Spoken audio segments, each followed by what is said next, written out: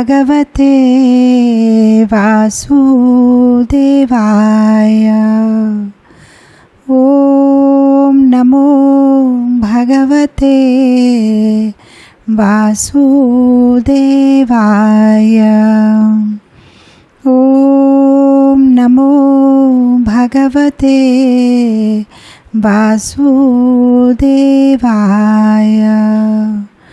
નારાયણં નમસ્કૃત્યં નરં ચૈવ નરોત્તમં દેવીં સરસ્વતીં વ્યાસં તતો જાયો મુદીરયે. નષ્ટપ્રાયેષુ અભદ્રેષુ નિત્યં ભાગવત સેવયા ભગવતે ઉત્તમા શ્લોકે ભક્તિર્ભવતી નૈષ્ઠિકી. શ્રીમદ્ભાગવતમ કી જય. વ્યાસ મહર્ષિ કી જય. કૃષ્ણાય વાસુદેવાય દેવકી નંદનાય ચ નંદગોપકુમારાય ગોવિંદાય નમો નમઃ. નમો પંકજનાભાય નમો પંકજમાલિને નમો પંકજનેત્રાય નમસ્તે પંકજાંગ્રી. હે કૃષ્ણ કરુણા સિંધુ દીનબંધુ જગતપતે ગોપેશ ગોપિકા કાંત રાધાકાંત નમોસ્તુતે. તપ્ત કાંચન ગૌરાંગી રાધે વૃંદાવનેશ્વરી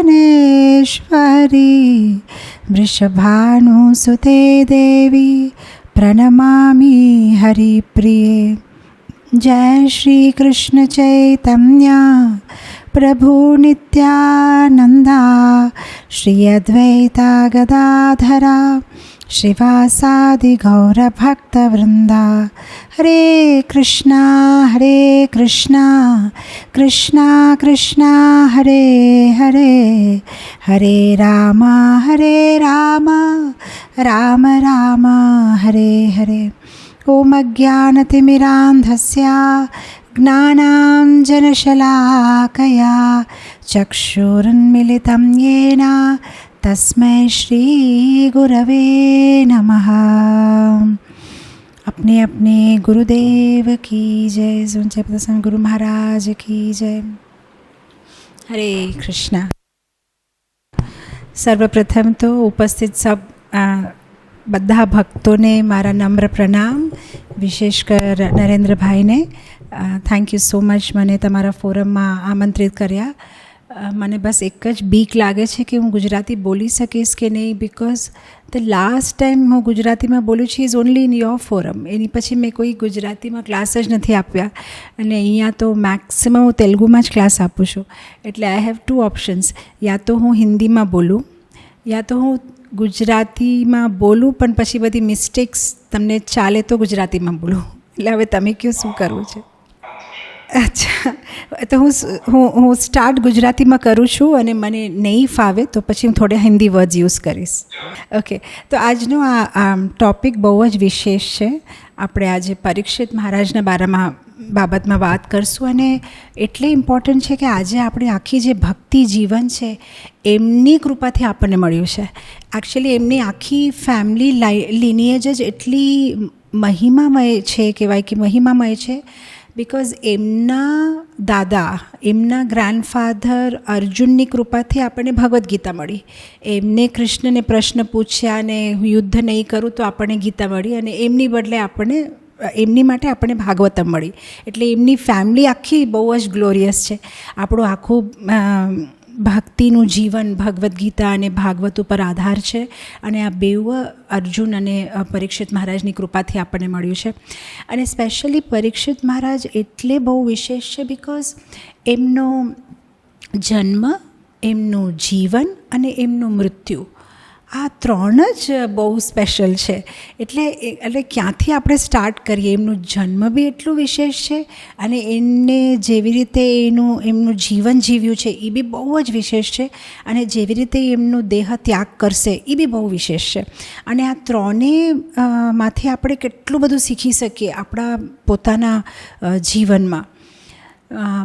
જ્યારે તમારી આજના ક્લાસ માટે હું પ્રિપેર કરતી હતી તો મને એક થોટ આવ્યો માઇન્ડમાં કે ભક્તિની જે નવવિધ ભક્તિ જે આપણે કહીએ, જે પ્રહલાદ મહારાજે આપણને સમજાવ્યું છે, શ્રવણ, કીર્તન, સ્મરણ, અર્ચન, દાસ્ય, સાખ્ય, આત્મનિવેદન, આ વંદનમ, પાદસેવનમ, આ બધી ભક્તિનું એકચ્યુઅલ સ્ટાર્ટિંગ થાય છે શ્રવણ. આપણે કોઈને બી આપણે કહીએ તમે ભક્તિ જીવનમાં કેવી રીતે આવ્યા, તો પહેલાં ભગવાનના બાબતે કંઈક સાંભળ્યું, એ કાનમાં ગયું, એ કાનથી આપણા હૃદયમાં ગયું, આપણું હૃદય ક્લીન થયો, પછી જ આપણામાં ભક્તિ ઉત્પન્ન થાય છે. એટલે એવું આપણે ક્યાંય નથી જોતા કે ભાઈ કોઈએ ભગવાનને જોયું અને બસ એમ મુગ્ધ થઈ ગયા. બિકોઝ ભગવાનને આપણે સરખી રીતે તો ભાગવતની પુસ્તકમાં જ જોઈ શકીએ છીએ. બિકોઝ આપણી જે ચક્ષુ છે, ચર્મચક્ષુ છે, એ તો ભૌતિક છે. એટલે આપણે જ્યારે ભગવાનના દર્શન કરીએ બી છે ભગવાનના વિગ્રહમાં, તો આપણે તો ખાલી માર્બલ જોઈએ છે, ભાઈ પથ્થર જોઈએ છે, કે ભાઈ મંદિર કેટલા પૈસા થયા હશે, મંદિર બહુ સરસ બનાવ્યું છે, સારો ખર્ચો કરીએ છીએ. પણ સાચે ભક્તિમાં ડીપ જવા માટે સાંભળવું બહુ જ ઇમ્પોર્ટન્ટ છે. એટલે આજે આપણા બે કાન છે, બહુ જ ઇમ્પોર્ટન્ટ છે. એનીથી જે અંદર જાય છે ત્યાંથી પછી હૃદયમાં જાય છે, પછી આપણું શું કહેવાય પવિત્ર થાય છે હૃદય, અને પછી જ્યારે આપણે એ પવિત્ર હૃદયથી એ ભગવાનને ભાવથી જ્યારે આપણે ભગવાનના દર્શન કરીએ છીએ ત્યારે જ આપણે ભગવાનને સમજી શકીએ છીએ. એટલે આખું ભક્તિનું જે જીવન છે એ સ્ટાર્ટ થાય છે શ્રવણથી. ઇવન આપણે પહેલી વાર જ્યારે કોઈ ભક્ત હારે મળીએ છીએ તો એમની વાતોથી જ આપણે ભગવાનને સમજી શકીએ છીએ. અને એ જે શ્રવણ, એ જે નવવિધ ભક્તિની જે એક ભાગ છે શ્રવણ એટલે સાંભળવું, એ સાંભળવાનું પ્રતિનિધિત્વ પરીક્ષિત મહારાજ કરે છે. એટલે એક એવા વ્યક્તિ જે સાંભળતા સાંભળતા ભગવદ્ધામ વયા ગયા. એટલે આપણે એમ કહીએ ને કે ભાઈ ભગવાનની પાસે જવું કે વૈકુંઠ જવું એ બહુ મોટી વાત છે, કોઈ નાની વાત નથી. પણ આમ કહીએ ને કે ભાઈ કોઈ બહુ ઇન્ટેલિજન્ટ હોય તો આપણે કહીએ જો રમતા રમતા એક્ઝામ આપી અને બસ પાસ બી થઈ ગયો. એટલે આમ પરીક્ષિત મહારાજનું આમ જોઈએ તો બસ આમ રમતા રમતા ભગવદ્ધામ વયા ગયા. એટલે બસ ખાલી એમને શું કર્યું, ભગવાનના બારામાં સાંભળ્યું. એટલે આપણને એટલું ઇન્સ્પિરેશન મળે કે હા ખબર છે કે આ ભક્તિની પ્રોસેસ થોડી ડિફિકલ્ટ છે પણ સિમ્પલ છે. આપણે ખાલી આપણું મન ભગવાનને આપવાનું છે. આપણે અગર ભગવાનના બારામાં ખાલી સાંભળશું ફોકસથી તો બી આપણે ભગવદ્ધામ જઈ શકીએ છીએ. એટલે જે સતયુગમાં ને ત્રેતામાં ને દ્વાપરમાં જે ભગવાન પાસે જવું એટલે બધા કેટલી મહેનત કરતા. યજ્ઞ કરો, તમે શું કહેવાય તપસ્યા કરો, તમે અર્ચન કરો, પણ પરીક્ષિત મહારાજે આપણને દેખાડ્યું કે ભાઈ તમે ખાલી ભગવાનનું નામ સાંભળો, ભગવાનની કથા સાંભળો, સાંભળતા સાંભળતા તમે પવિત્ર થઈ જશો, તમે ભગવદ્ધામ જઈ શકશો. એટલે એમની જે આ જર્ની છે બહુ જ ઇન્ટરેસ્ટિંગ છે. એટલે કહેવાય તો ગર્ભથી વૈકુંઠ એક એવી એમની જર્ની છે. અને એ એટલા સ્પેશિયલ છે બિકોઝ એ જન્મ્યા ભગવાનની રક્ષાથી, એ જીવ્યા ભગવાનના માર્ગદર્શનથી, અને એ મૃત્યુ પામ્યા ભગવાનની વાર્તા સાંભળતા. એટલે એમનું આખું જીવન જ એક દિવ્ય ઉત્સવ છે. જેનો જન્મ થયો ભગવાનની રક્ષાથી, જેને પોતાનું આખું જીવન જીવ્યું ભગવાનની ધર્મ જે ભગવાને આપ્યો છે એ ધર્મનું પાલન કરતા, અને જ્યારે મૃત્યુ બી થઈ ત્યારે ભગવાનની વાર્તાઓ, ભગવાનની કથાઓ સાંભળતા સાંભળતા એમના દેહનું ત્યાગ કર્યું. તો બહુ જ સ્પેશિયલ જીવ છે. તો આપણે થોડું એમના હિસ્ટ્રીમાં જશું. એટલે તમે તો ઓલરેડી ફર્સ્ટ કેન્ટો કમ્પ્લીટ કરી લીધું છે, એટલે તમે આખું રિવાઇઝ કર્યું છે કેવી રીતે પરીક્ષિત મહારાજનો જન્મ થયો. પણ આજે આપણે પાછું ઓલું કરશું, સાંભળશું, પુનર્મનન કરશું એમની જીવનનું. એટલે આખું સિચ્યુએશન થોડું રીકેપ તમને આપું કે કેવી રીતે દુર્યોધન જ્યારે ડિફીટ થઈ જાય છે વોરમાં, અને પછી પાણીની નીચે જઈને છુપાય છે, અને પછી ભીમને બહાર આવવાનું કહે છે, અને પછી યુદ્ધ થાય છે ગદાથી, અને પછી દુર્યોધન હારી જાય છે. અને જ્યારે દુર્યોધન એકદમ લાઈક ઓલમોસ્ટ હવે અબાઉટ ટુ ડાય, એકદમ હવે મરી જવાના છે, તો એ સમયમાં અશ્વત્થામાને દયા આવી જાય છે કે ભાઈ આ મારો ફ્રેન્ડ છે અને હું આની માટે કાંઈ કરી ન શક્યું, તો આ લાસ્ટ મોમેન્ટ એને મર્યાની પહેલાં એવું કાંઈક આને માટે કરું કે એ ખુશ થઈ જાય. બિકોઝ એની આખું જીવન એને એક જ ગોલ હતો કે હું કેવી રીતે પાંડવને હરાવું, કેવી રીતે હું પણ કરી ન શક્યો, તો એવું કંઈક હું કરું. તો અશ્વત્થામા રાતના સૂતેલા ઉપપાંડવનું વધ કરે છે અને એ લોકોના મસ્તક લઈને આવીને દુર્યોધનના પગમાં મૂકે છે. અને પણ એ વિચારે છે કે દુર્યોધન બહુ ખુશ થઈ જશે, પણ દુર્યોધન બહુ જ દુઃખી થઈ જાય છે કે આ તે શું કર્યું, બસ મારા કુલના જે દીપક છે આ લોકો તો અમારા કુલને આગળ વધાવશે અને તે એ લોકોને મારી નાખ્યા, તો હું જરાય ખુશ નથી એમ.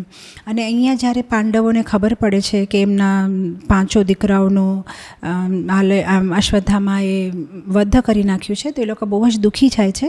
અને પછી અર્જુન દ્રૌપદીને પ્રોમિસ આપે છે કે હું જાઉં છું ને અશ્વત્થામાને લઈ આવીશ. એટલે પછી અર્જુન એને ચેસ કરે છે, એકદમ એની પાછળ ભાગે છે અને અશ્વત્થામા હજી સ્પીડમાં ભાગે છે. અને પછી અશ્વત્થામા જ્યારે જોવે છે કે એના જે હોર્सेस હતા, ઘોડા હતા, એ હવે થાકી ગયા છે, તો પછી રથને ત્યાં મૂકીને ભાગવા માંડે છે રસ્તા ઉપર. તો પછી અર્જુન બી એનો રથને મૂકીને એની પાછળ ભાગે છે. અને ભાગતા ભાગતા જ્યારે અશ્વત્થામાને થાય છે કે હવે હું પકડાઈ જઈશ, તો પછી એકદમ ટર્ન કરીને બ્રહ્માસ્ત્ર મોકલે છે. એટલે આપણે આપણી ભાષામાં કહીએ એટલે બ્રહ્માસ્ત્ર એટલે ન્યુક્લિયર વેપન. તો હવે બી એટલે યુઝ્યુઅલી વોરમાં ન્યુક્લિયર વેપન ના યુઝ કરે, બિકોઝ આ તો આખી પૃથ્વીનો નાશ થાય એમાં. પણ આ પોતાને એટલે આમ કહેવાય ને કે જે સેલ્ફિશ હોય એને ઓલવેઝ એને એમ થાય કે મારી રક્ષા માટે આખી પૃથ્વીનું જે થાય આઈ ડોન્ટ કેર, એવો એટીટ્યૂડ હતો અશ્વત્થામાનો. અને જ્યારે એ બ્રહ્માસ્ત્ર મોકલે છે ત્યારે અર્જુન કૃષ્ણને પૂછે છે કે ભાઈ આ શું થાય છે, તો પછી કૃષ્ણ કહે છે ઓ આ તો અશ્વત્થામાએ બ્રહ્માસ્ત્ર મોકલ્યું છે, તારે બી બ્રહ્માસ્ત્ર મોકલવો પડશે એની ઓપોઝિટ. એટલે પછી અર્જુન બી બ્રહ્માસ્ત્ર મોકલે છે. અને જ્યારે બેઉ બ્રહ્માસ્ત્ર મળે છે તો આખા પૃથ્વી પર એકદમ લાઇટ છાય છે. ને પછી ત્યાં ઇમિડિયેટલી વ્યાસદેવ આવે છે અને પછી બધાને શાંત કરે છે. અને પછી આ લોકોને હવે અશ્વત્થામાને તો આવડતું બી નથી કેવી રીતે બ્રહ્માસ્ત્ર પાછું લેવાય, એટલે પછી અર્જુનની બધી મંત્ર કરે છે ને ફાઇનલી બ્રહ્માસ્ત્ર શાંત થઈ જાય છે. અને પછી અર્જુન અશ્વત્થામાને પકડીને લઈ જાય છે દ્રૌપદી પાસે. અને પછી કહે છે જો હું તારા ગુનેગારને લઈ આવ્યો, હવે આનું શું કરીએ આપણે. અને અહીંયા એક મોસ્ટ બ્યુટિફુલ થિંગ થાય છે કે જ્યારે એને એમ કહે છે કે હવે આનું શું કરું, તો દ્રૌપદી કહે છે આને માફ કરી દો. એટલે આ એટલી સુંદર વાત છે કે તમારી હારે કોઈ આટલું ખરાબ કરે અને તો બી તમે એને માફ કરી શકો, એટલે જ તમે કૃષ્ણના પ્રિય કહેવાઓ. એટલે કહે છે ને કે દ્રૌપદીનું આરે હજી એક નામ હતું કૃષ્ણા. એટલે કૃષ્ણ જેવી લાગતી બી હતી, એનો બી શરીરનો રંગ શ્યામળ રંગ હતો, પણ એના કૃષ્ણ જેવા ગુણ બી હતા. જે ભગવાનના ભક્ત હોય એમાં કૃષ્ણ જેવા ગુણ બી હોય. એટલે એમ કહે ને સમાન વ્યસન, સમાન આપણે કોઈ ફ્રેન્ડ કેવી રીતે થાય, આપણા જેવા ગુણ હોય, આપણને જે ગમતું હોય એને ગમે, આપણને જે ભાવે એને ભાવે, તો થોડું થોડું કાંઈ મળતું હોય તો જ આપણે ફ્રેન્ડશિપ થાય. એટલે ભગવાનના ભક્ત એટલે એને ભગવાન જેવું થોડું થોડું તો કાંઈક હોય તો જ એને ભગવાનનો ભક્ત કહેવાય ને. તો ભગવાનમાં જે 64 ગુણ છે, જે 64 ક્વોલિટીઝ, એમાં ભગવાન ક્ષમા કરે છે, એમાં ભગવાન શાંત હોય, સમભાવમાં હોય, કોઈ ઉપર દ્વેષ ના હોય, એવા ગુણ દ્રૌપદીમાં બી જોઈએ છે. એટલો નમ્ર સ્વભાવ. એટલે આપણને એમ થાય કે અગર આપણી હારે કોઈ ખરાબ કરે એને આપણે માફ કરી દેવું, એ બહુ મોટું જીગર લાગે, બહુ મોટું હૃદય લાગે એની માટે.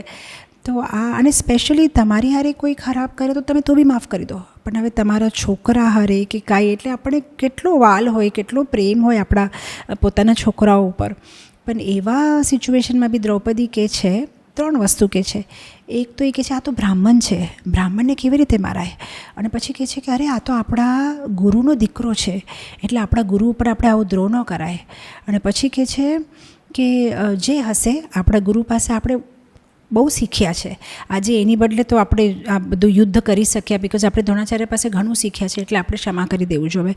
અને પછી કહે છે કે હું જેવી રીતે મારા છોકરાઓ માટે રડું છું, મને એવું નથી જોતું કે કૃપી એટલે દ્રોણાચાર્યની જે વાઈફ હતી એ બી એના દીકરા માટે આવી રીતે રડે. એટલે હું જે દુઃખ ભોગવું છું બીજું કોઈ એવું દુઃખ ન ભોગવે તો તમે એને પાછું મોકલી દો. એટલે આ વસ્તુઓ પર આપણે વિચાર કરીએ તો કે પર દુઃખે દુઃખી આ એક વૈષ્ણવનો ગુણ છે. કે યુઝ્યુઅલી આપણે જોઈએ આ ભૌતિક જગતમાં તો સાધારણ સંસારી એવા હોય કે ભાઈ હું દુઃખી તો બધા દુઃખી તો આપણને શાંતિ મળે. ઘણીવાર હું જોઉં કે અહીંયા ઇન્ડિયામાં લાઇટ વહી જાય, તમારે તો ત્યાં ન્યુયોર્કમાં જતી નહીં હોય, પણ અહીંયા ઇન્ડિયામાં લાઇટ વહી જાય ને તો આટલું દુઃખ ન હોય. પહેલાં શું કરે, સૌથી પહેલાં લાઇટ જાય એટલે બારી બારણા ખોલીને બહાર જોવે કે આપણા નેબર્સમાં ને આપણે આડોશ પડોશમાં બી લાઇટ ગઈ છે કે નહીં. આડોશ પડોશમાં બી લાઇટ ગઈ છે તો આપણે આટલું દુઃખ ન થાય. ખાલી મારા ઘરમાં લાઇટ ગઈ છે તો આપણે એકદમ વ્યાકુલ થઈ જાય કે મારા ઘરમાં જ કેમ લાઇટ નથી, અહીંયા તો લાઇટ છે. પણ એટલે એક મેન્ટાલિટી જેમ કે છે ને કે આપણે ટ્રેન મિસ કરી હોય તો આપણે દુઃખ લાગે, પણ બધાએ આપણી હારે મિસ કરી હોય તો પછી આપણે ચાલે. તો એવું એક માનવનો સ્વભાવ છે કે અને પણ જે વૈષ્ણવ હોય છે, જે સંસારી નથી હોતા, એ પર દુઃખે દુઃખી થાય છે. બીજાને દુઃખી જોઈને એમને નથી સહન થતું. ઇનફેક્ટ કબીરદાસનું એક બહુ સરસ દોહા છે કે વૈષ્ણવનો ગુણ એવો હોય કે તમે એને કાંઈક તકલીફ આપો તો એ સહન કરી શકે, પણ બીજાની તકલીફમાં એ ગળી જાય, મેલ્ટ થઈ જાય એકદમ. એટલે વૈષ્ણવને બટરની ઉપમા આપી છે કે જે બટર હોય, જે માખણ હોય, એ કેવું તમે માખણને ઓલું કરો તો કેવું પીગળી જાય, એવી રીતે કે વૈષ્ણવ બીજાનું દુઃખ ન જોઈ શકે એકદમ. તો એ દ્રૌપદી કહે છે હું રડીશ, પણ એ ન રડે, એને એવું ન દુઃખ થવું જોઈએ તો તમે એને પાછું મોકલી દો.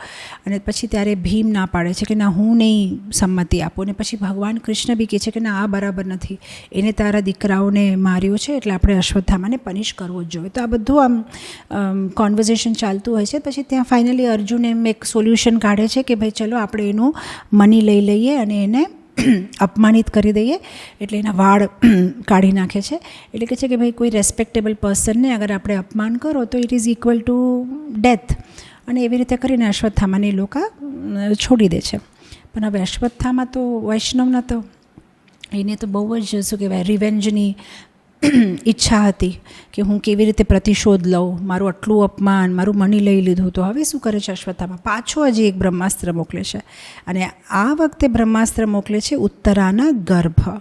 અને ઉત્તરાનો ગર્ભમાં જે શિશુ હતો એ બહુ જ સ્પેશિયલ હતો, બિકોઝ હવે તો ઉપપાંડવ બી મરી ગયા હતા. તો હવે આ જે યુધિષ્ઠિર મહારાજનું આ જે કુલ આગળ વધારવાનો એક જ સહારો હતો એ જે ઉત્તરાના ગર્ભમાં. એટલે અર્જુનની જે પત્ની હતી સુભદ્રાનો દીકરો અભિમન્યુ, અને અભિમન્યુની જે વાઈફ હતી ઉત્તરા, અને એ પ્રેગ્નેન્ટ હતી. તો એના જે ગર્ભ ઉપર અશ્વત્થામા બ્રહ્માસ્ત્ર મોકલે છે. અને સિચ્યુએશન એવી હતી કે બધા ખુશ જ હતા. હવે તો બધું પતી ગયું, વોર પતી ગયું, આ લોકો જીતી ગયા, ભગવાન હવે નીકળે છે, બધા ભગવાનને આવજો ને બધું આમ ચાલે છે, ને રથ ઉપર બેસી ગયા છે. અને એ મોમેન્ટ ઉપર સડનલી ઉત્તરા ભાગીને આવે છે અને કહે છે કે પાહી પાહી, મને બચાવો, પાહી પાહી મહાયોગિન દેવ દેવ જગતપતે ભગવાન મને બચાવો. એક લાઇટ આવે છે, એક એરો આવે છે મારા ગર્ભ ઉપર. એટલે પછી ભગવાન ઇમિડિયેટલી રેડી થઈ જાય છે. અને ઇવન જે એમના જે બધા ફાધર ઇનલાસ બધા જે ઊભા હતા એ બી બધા એકદમ રેડી થઈ જાય કે ક્યાંથી આવે છે લાઇટ, આપણે શું કરવાનું છે. અને ભગવાન પછી એક નાનો રૂપ લે છે. એટલે 4 હેન્ડ્સ કૃષ્ણ નાનો રૂપ લઈને એક જસ્ટ આપણા અંગૂઠાનો કેટલી સાઇઝ હોય એટલો સાઇઝ લઈને ભગવાન ઉત્તરાના ગર્ભમાં પ્રવેશ કરે છે. અને પછી ત્યાં જે અશ્વત્થામાનું બાણ આવતું હતું એને ભગવાન સ્ટોપ કરે છે. એટલે આ એક બહુ સ્પેશિયલ મુમેન્ટ છે, બિકોઝ પાંડવોની સ્પેશિયાલિટી જ આ છે કે જ્યારે બી એમના લાઈફમાં કાંઈ બી તકલીફ આવે છે they are always looking up to Krishna. એટલે એ લોકો પાસે કોઈ કન્ફ્યુઝન નથી કે આની પાસે જાઓ કે આની પાસે જાઓ. એમને ખબર છે કે કોઈ બી મુશ્કેલ આપણા લાઈફમાં હોય છે તો આપણે ભગવાનનો જ સહારો લેવાનો છે. અને આપણે સાધક ભક્ત ઘણીવાર કન્ફ્યુઝ થઈ જઈએ છીએ. આ વસ્તુ ભગવાનને માંગાય કે ન માંગાય, ભગવાનને પૂછું કે ન પૂછું, આ મને હેલ્પ કરશે, ઓલો મને હેલ્પ કરશે. પણ આપણને વિશ્વાસ નથી થતો કે આપણા જીવનમાં જે બી થાય છે ભગવાન ઓર્કેસ્ટ્રેટ ભગવાન એના ડાયરેક્ટર છે અને આપણને જે બી માંગવું હોય આપણે ભગવાન પાસે જ માંગવાનું છે. આપણે અહીંયા ત્યાં જવાની જરૂરત નથી. આપણે ખાલી ભગવાનને માંગીએ અને ભગવાનની માંગવામાં કાંઈ શરમ નથી. અને ઘણીવાર ડિવોટીઝ મને ક્વેશ્ચન પૂછે છે કે આપણે ભક્તિમાં આગળ વધવું હોય તો આપણે નિષ્કામ થવું જોઈએ ને, આપણે પ્યોર ડિવોટી થવું. પણ હું ઓલવેઝ કહું છું કે પ્યોર ડિવોટી થવાની પહેલાં આપણે ડિવોટી થવું બહુ ઇમ્પોર્ટન્ટ છે. પછી આપણે નેક્સ્ટ સ્ટેજમાં પ્યોર ડિવોટી થઈ શકીએ જ્યારે આપણે નિષ્કામ ભક્તિ કરશું. પણ એઝ ઓફ નાઉ અગર આપણા ભક્તિમાં કાંઈ અડચણ આવે છે અને આપણને ભક્તિમાં કાંઈ ડિસ્ટર્બ કરે છે તો એની બારામાં ભગવાનને માંગવામાં કાંઈ જ મિસ્ટેક નથી. એકચ્યુઅલી આપણે ભગવાનને ન બી માંગીએ તો બી ભગવાનને ખબર છે આપણને ક્યારે શું વસ્તુની જરૂરત છે. પણ જ્યારે આપણે ભગવાનને પાસે ઊભા રહીએ છીએ, વાત કરીએ છીએ, માંગીએ છીએ તો ભગવાન સાથે આપણું એક રિલેશનશિપ થાય છે. અને ભગવાનને જે આનંદ આવે છે આપણી હારી રિલેશનશિપમાં, અને ભગવાનને આપણી હારે ઓલી ડ્રાય ઇમ્પર્સનલ રિલેશનશિપ નથી જોતી. એમને એક જેમ આપણે કોઈ આપણા કુટુંબમાં કોઈ હોય તો આપણા ફેમિલી મેમ્બર સાથે આપણે કેવી રીતે વાત કરીએ છીએ, આપણે કેવી રીતે એમને આપણું માનીએ છીએ, એવું ભગવાનને એવો પ્રેમ જોવે છે. મને એક ઓલું યાદ આવ્યું, એક સ્ટોરી. એક ભક્ત હતો તો એ વૃંદાવન ગયો. તો વૃંદાવનમાં એક જગ્યા છે લુઈ બજાર. તો ત્યાં બધી ઘણી સુંદર સુંદર ભગવાનની બ્રાસની બધી મૂર્તિઓ હોય છે. તો એને એક રાધા કૃષ્ણની મૂર્તિ લીધી, એક સીતારામની મૂર્તિ લીધી, એ બધી અલગ અલગ બધી મૂર્તિઓ લીધી. અને પછી બધા ફ્રેન્ડ્સને એને ગિફ્ટ આપી અને એની પાસે બી એને સીતારામની મૂર્તિ અને પછી ગણપતિને સરસ્વતી દેવીની મૂર્તિ રાખી અને સરસ રીતે બધું સજાવ્યું, એને ઓલ્ટર જે આપણે કહીએ એના પૂજા રૂમ. અને પછી રોજ ભગવાનને અગરબત્તી ને દીપ ને બધું જલાવતો અને રોજ ભગવાન પાસે એને કંઈક જોતું હતું, એ રોજ માંગતો. તો હવે 1 મહિના થયા, 2 મહિના, 3 મહિના, પણ એની વિશ પૂરી થતી નથી. તો પછી એને એક દિવસ આવ્યો ગુસ્સો કે હું આટલી બધી અગરબત્તી દીપ જલાવું છું, ભગવાનની આટલી પૂજા કરું છું, અને આટલી મારી નાની માંગ બી ભગવાને પૂરી ન કરી. તો એને આવ્યો ગુસ્સો. તો એને શું કર્યું, સીતારામ લક્ષ્મણ હનુમાનની જે મૂર્તિ હતી એ લીધી અને કબાટમાં મૂકી દીધી અને કબાટ લોક કરી નાખ્યો કે ને મારે નથી કરવી તમારી પૂજા, હું તમારી પૂજા નહીં કરું કોઈ દિવસ, બિકોઝ તમે મારી માંગ પૂરી નથી કરતા. અને પછી નેક્સ્ટ ડે મોર્નિંગ જ્યારે નાહી ધોઈને રેડી થયો એની અગરબત્તીને ધૂપ કરવા માટે, તો જેવી રીતે એને અગરબત્તી એને ઓન કરીને પછી આમ ગણપતિને અને સરસ્વતીને બધું દેખાડતો હતો, તો સડનલી અગરબત્તી કરતાં કરતાં એને રાડો પાડી. એની વાઈફને બોલાવી, એ સાંભળે છે, જલ્દી આવ. તો કે શું થયું? એ ચાલ જલ્દી ઓલું લઈ આવો, શું કહેવાય, કોટન લઈ આવો. એ શું કામ કે તો પહેલાં લઈ આવો પછી વાત કરીએ. તો પછી ભાગીને લઈ આવી, રૂઈ લઈ આવી. તો પછી એને કે જલ્દી કબાટ ખોલ. કે શું થયું? કે ના, હું અગરબત્તી જે આપું છું ને ગણપતિને એ સીતારામના નાકમાં વયા જશે. મેં વિચાર્યું છે કે એમને નથી આપવાનો હું અગરબત્તી, તો એના નાકમાં ને એમાં વહી તો નાક એનું બંધ કરી નાખો, અહીંયા અને કાનમાં ને નાકમાં રૂઈ લગાડી દે. એટલે મેં જ્યારે વિચાર્યું છે, નિશ્ચય કર્યું છે કે એ લોકોને નથી દેખાડવાનો અગરબત્તી, તો શું કામ એની પાસે જવી જોવે. એટલે પછી જ્યારે આમ સીતારામ સાંભળે છે તો એ લોકોને બહુ હસવું આવે છે કે at least he is not considering us as an idol. એટલે એવું નથી વિચારતો કે અમે ખાલી મૂર્તિ છે. એને એવો વિશ્વાસ છે કે અમે છે એ મૂર્તિમાં ને અમે એની પૂજા સ્વીકાર કરીએ છીએ. તો એની જે આ એક વસ્તુ કે મારે નથી આપવું તમને અગરબત્તી, તો એ નાકમાં જે ભગવાનને રૂઈ લગાડી દે છે, એમાં એટલા ભગવાન હસે છે. અને પછી ભગવાન પ્રત્યક્ષ થાય છે અને કહે છે, બોલ તને શું જોવે છે, તને હમણાં જ આપું હું. એટલે ભગવાનને એવું જોવે છે કે એ છે, એમની હારે આપણો એક રિલેશન, એમની હારે આપણો એક સંબંધ, એ ભગવાનને આનંદ આપે છે. તો આપણે ભગવાન પાસે માંગવામાં કાંઈ મિસ્ટેક નથી. આપણે કેવી રીતે બી કરીને ભગવાન હારે એક રિલેશનશિપ કરવાની છે. તો ઉત્તરા એટલી ઇન્ટેલિજન્ટ હતી કે એને ખબર છે કે અહીંયા ભાઈ બહુ બલશાળી ભીમ બી ઊભા છે, ધનુર્ધારી અર્જુન બી ઊભા છે, બધા મોટા લોકો ઊભા છે. પણ એને ખબર છે કે બધાની શક્તિ કે બધાનું જે મૂળ શક્તિનું જે ઉદ્ગમ સ્થાન છે આ ભગવાન છે. તો ડાયરેક્ટલી ભગવાન પાસે જ જાય છે કે ભગવાન મને બચાવો. આવી રીતે અશ્વત્થામાનું ઓલું આવે છે અને પછી ભગવાન અંદર જાય છે એના ગર્ભમાં અને અશ્વત્થામાની બ્રહ્માસ્ત્રથી ઉત્તરાને બચાવી લે છે. ઘણીવાર ભક્તોને એવું શું કહેવાય છે, મિથ હોય છે કે અમે ભક્તિમાં જશું ને એટલે આપણા જીવનમાં બધા પ્રોબ્લેમ ખતમ થઈ જશે. એકચ્યુઅલી ભક્તિમાં આગળ વધવાથી પ્રોબ્લેમ ખતમ નથી થતા, પ્રોબ્લેમને ફેસ કરવાની ભગવાન શક્તિ આપે છે. એટલે હું ઘણીવાર ક્લાસીસમાં કહું છું કે ભક્તિ એટલે સમસ્યાની અનુપસ્થિતિ નથી, ભક્તિ એટલે શ્રદ્ધાની ઉપસ્થિતિ છે. એટલે એવું નથી કે તમે ભક્તિ કરશો એટલે તમારા જીવનમાં બધા સમસ્યા વહી જશે. નહીં, સમસ્યા તો રહેશે, પણ તમારી શ્રદ્ધા જે હશે ભગવાન ઉપર, એ શ્રદ્ધા તમને સમસ્યા હારે ડીલ કરવાની શક્તિ આપશે. તો ઓલવેઝ ભગવાન આપણને જેવી રીતે જોવે છે એવી રીતે પ્રોબ્લેમ સોલ્વ ન બી કરે, કોઈક વાર એમને જેવી રીતે સમજાય છે આપણી માટે એવી રીતે એ પ્રોબ્લેમ સોલ્વ કરે. અમે હમણાં બહુ સુંદર મહાઅવતાર નરસિંહની મૂવી રિલીઝ થઈ છે ઇન્ડિયામાં. આપણા કોઈ ભક્તે જ રિલીઝ કરી છે, એટલે બધા ઇસ્કોન મંદિરોમાં બધા ભક્તો મહાઅવતાર નરસિંહદેવ અને પ્રહલાદ મહારાજનું આખું ચરિત્ર બધા આઇનોક્સ થિયેટર્સમાં રિલીઝ થયું છે. તો અમે અમારા છોકરાઓને બી લઈ ગયા હતા, ડિવાઇન ટચ સ્કૂલના છોકરાઓ. તો બધા છોકરાઓ કહેતા હતા, મેં કીધું તમને શું સૌથી વધારે પોઈન્ટ સરસ ગમ્યો? તો એક છોકરાએ એટલું સરસ કીધું કે માતાજી, જ્યારે પ્રહલાદને ઓલા શિખર ઉપરથી સોલ્જર્સ ધક્કા મારતા હતા કે હવે તને નીચે ફેંકી દેશું, તને ડર નથી લાગતું? તો કે ના, મને નથી ડર લાગતો, મને ભગવાન બચાવશે. તો પછી એક સૈનિકે પૂછ્યું કે અગર તારા ભગવાન નહીં આવે તો પ્રહલાદ એટલું સરસ કહે છે કે આવશે તો બી મારી માટે સારું, અગર નહીં આવે બચાવવા માટે તો બી આ કંઈ ભગવાનનો પ્લાન હશે તો બી ચાલશે. એટલે એની જે ભગવાન ઉપર ફેથ હતું એનું કાંઈ શું કહેવાય, એમ પર્ટિક્યુલર ઓલું નથી કે આવી રીતે બચાવશે તો એને બચાવવાનું કહેવાય, અગર મને નહીં બચાવે ના. આપણું શું એક ફોર્મેટ હોય કે મને આ જોવે છે, આ આપે છે એટલે ભગવાનની કૃપા છે. અગર મને આ વસ્તુ જોવે છે અને ભગવાન નથી આપતા એટલે ભગવાનની કૃપા નથી કરી. પણ આપણે સમજાતું નથી, ઘણીવાર આપણને ન આપીને બી ભગવાને આપણા ઉપર કૃપા કરી નાખી. બિકોઝ ઘણીવાર ભગવાનને ખબર હોય કે આને હું આ આપીશ ને તો આ એનો અહંકારને વધાવી નાખશે. એટલે ભગવાનને એકચ્યુઅલી ખબર હોય કે આપણને શું આપવા જેવું છે, શું નથી આપવા જેવું. એટલે તો કહે છે ને ઇંગ્લિશમાં કે you don't get what you want, you get what you deserve.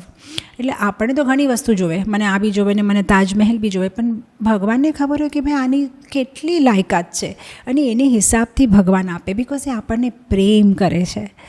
C આજે કોઈ બી 100 રૂપિયા તમે ડિપાર્ટમેન્ટલ સ્ટોરમાં જઈને આપો તો એ તમને સિગરેટનું પેકેટ આપી બી દે માણસ. એ તમને પૂછશે નહીં કે ભાઈ તારી એજ શું છે, તારી માટે સિગરેટ સારું કે નહીં.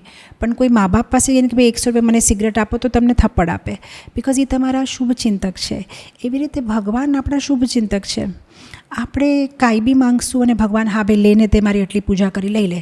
એટલે ભગવાન આપણે યારે કોઈ બિઝનેસ ટ્રાન્ઝેક્શન નથી કરતા કે એને મારે આટલા પૂજા કર્યા, 108 પરિક્રમા કર્યું. એ ડઝન્ટ કેર તમે 108 કરી કે 1008 કરી, તમારી માટે સારું તો આપશે. તમારી ભક્તિ જીવન માટે એ સારું નથી તો નહીં આપે. તમે 5008 પરિક્રમા કરશો તો બી નહીં આપે. તમે કેટલી બી જીત કરો, બિકોઝ એ તમને પ્રેમ કરે છે. તો અહીંયા જ્યારે જાય છે ઉત્તરા, ભગવાન પછી પરીક્ષિતને બચાવે છે. અને જ્યારે ગર્ભમાં આ શિશુને ભગવાન રક્ષા કરે છે તો ગર્ભમાં શિશુ જોવે છે કે આ કોણ છે જે મારી એટલી સુંદર રક્ષા કરે છે. અને જ્યારે પછી આ શિશુ બહાર આવે છે ગર્ભથી તો બધાની સામે જોયા કરે છે કે અરે આ હતા મારા, જ્યારે ગર્ભમાં હતો ત્યારે આ આવેલા, ના અચ્છા આ હતા. એટલે બધાનું મોઢું આમ પરીક્ષિત, એટલે એનું નામ જ પડી ગયું પરીક્ષિત. એટલે પરીક્ષા કર્યા કરે કે આ હતા મારે, ના આ તો નહોતા, આ હતા, આ કોણ આવેલા મારા ગર્ભ મને બચાવવા માટે. તેનું નામ જ પડી ગયું પરીક્ષિત. જે બધાની આમ પરીક્ષિત કર્યા કરતા, પરીક્ષા કરતા હોય કે આ તો નહોતા. અને પરીક્ષિતનું હજી એક નામ બી હતું વિષ્ણુરત, જે હંમેશા વિષ્ણુ દ્વારા રક્ષિત, એનું નામ છે વિષ્ણુરત. તો એ હતું પરીક્ષિત મહારાજનું દિવ્ય જન્મ, જ્યાં ભગવાન એની પર્સનલી પોતે કોઈને મોકલ્યું નહોતું, ભગવાને પોતે ગયા હતા રક્ષા કરવા માટે. એટલે કેટલો પ્રેમ હશે. મને ઓલી અકબર અને બિરબલની સ્ટોરી યાદ આવે છે. કેવી રીતે ઓલો બિરબલને એકવાર અકબર કહેતા હતા કે તમારા ભગવાન બહુ વિચિત્ર છે, ઓલવેઝ કેમ આવ્યા કરતા હોય, કોઈક વાર રામ બનીને આવે, પછી શ્યામ બનીને આવે, કોઈ વાર વરાહ, કોઈ વાર મત્સ્ય અવતાર. કેમ વૈકુંઠમાં એ લોકો માણસ નથી, કોઈ માણસને કેમ નથી મોકલતા, પોતે કેમ આવી જાય? બસ એમ બોલો પ્રહલાદ બોલાવે એટલે આવી જાય. પછી ઓલા અદ્વૈત આચાર્ય બોલાવે એટલે ચૈતન્ય મહાપ્રભુનો જન્મ લઈને આવી જાય. એમ કેવી રીતે એમ કોઈ બોલાવે એટલે આવી જાય? એમ કેટલા બધા માણસો હોય ને, ભગવાન છે ને, એ તો વૈકુંઠમાં કેટલા બધા વર્કર હશે. એટલે પછી બિરબલે કાંઈ જવાબ ન આપ્યો. પછી બીજા દિવસે એ લોકો ઓલા પાર્કમાં શિકાર પર ગયા, ઓલા બોટ રાઇડિંગમાં ગયા. તો બોટ રાઇડિંગમાં જ્યારે ગયા તો નેક્સ્ટ બોટમાં થોડા દૂરમાં ઓલા અકબરનો ગ્રાન્ડસન બી હતો આયા હારે.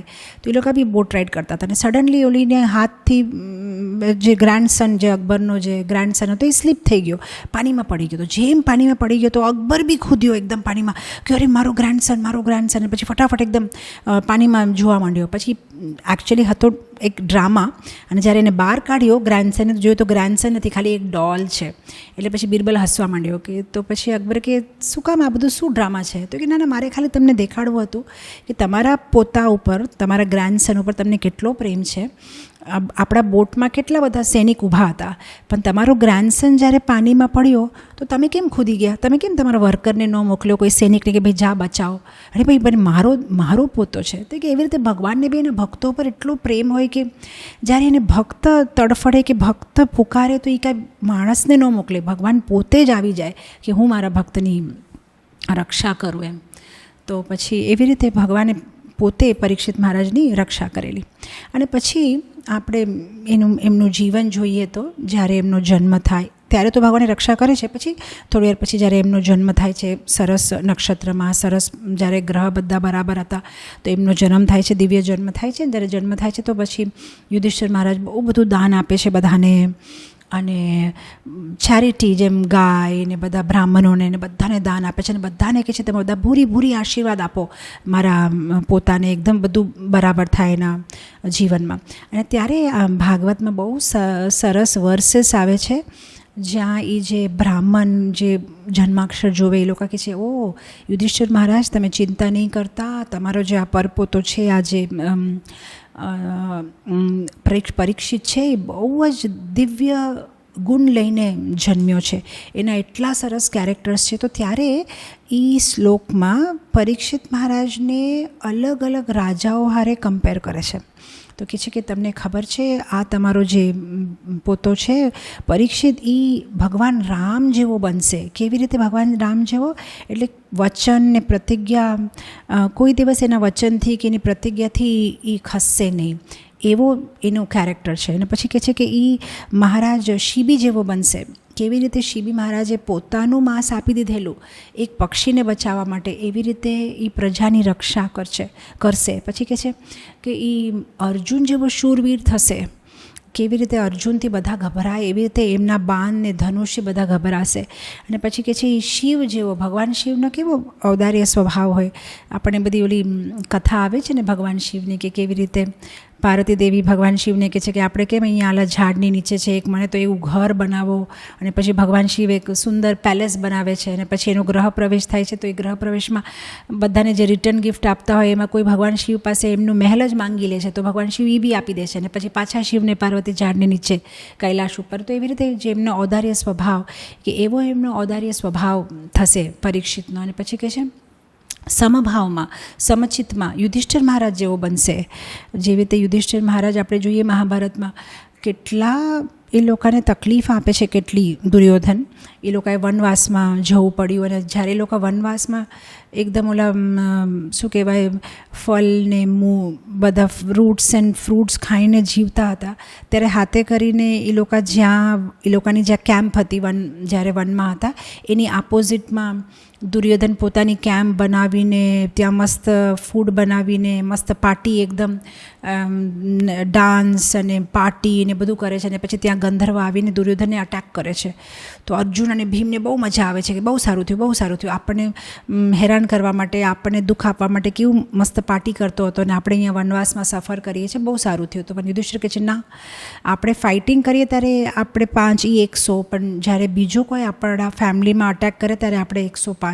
તો હવે તમે લોકો જાઓ અને દુર્યોધનની રક્ષા કરો. તો ત્યારે અર્જુન અને ભીમ કહે છે તમે કેમ આવા છો મોટા ભાઈ, એટલે આટલું આપણને તકલીફ આપી તો બી તમે, તો કે ના, આપણે જે કર્યું એનો સ્વભાવ, આપણે આપણો સ્વભાવ નથી છોડવાનો, તમે જઈને એની રક્ષા કરો.